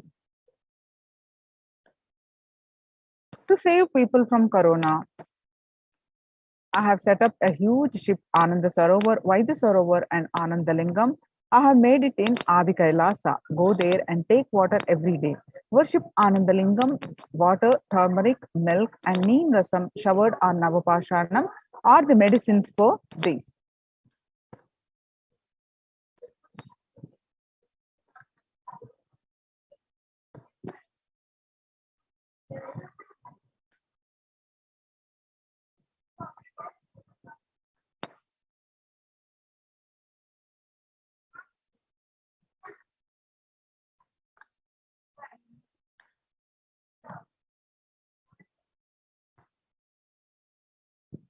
When the first world countries closed their borders during a massive global emergency, Kailasa has opened its doors to all without exception. The various adhinams across India open are Adi Kailas in Bidadi, Bangalore, Salem, Tirunamalai, Rajapalam, Pattanam, Srirangapadi, Madurai, Avatipalam, Huzur, all from Tamil Nadu, and Puduvai Adhinam from Pondicherry, Baroda Adhinam from Gujarat, and Sripuram Adhinam from Telangana, Hyderabad. Kailasa rushes to aid India as India finds itself on the verge of COVID-19 third wave. The multiple free COVID care centers opened across India, free social services offered during the pandemic in Kailasa's de facto spiritual embassies across India, and along with social services, various spiritual services are also offered, and cosmic revelations on global pandemic. Free social services offered during the pandemic at the Kailasa's de facto spiritual embassies across India are medical care, which is allopathy, Ayurvedic, and Siddha medicine, infrastructure to accommodate thousands, accommodation for multi-layer quarantine, emergency ambulances, ICU on wheels, personal protective medical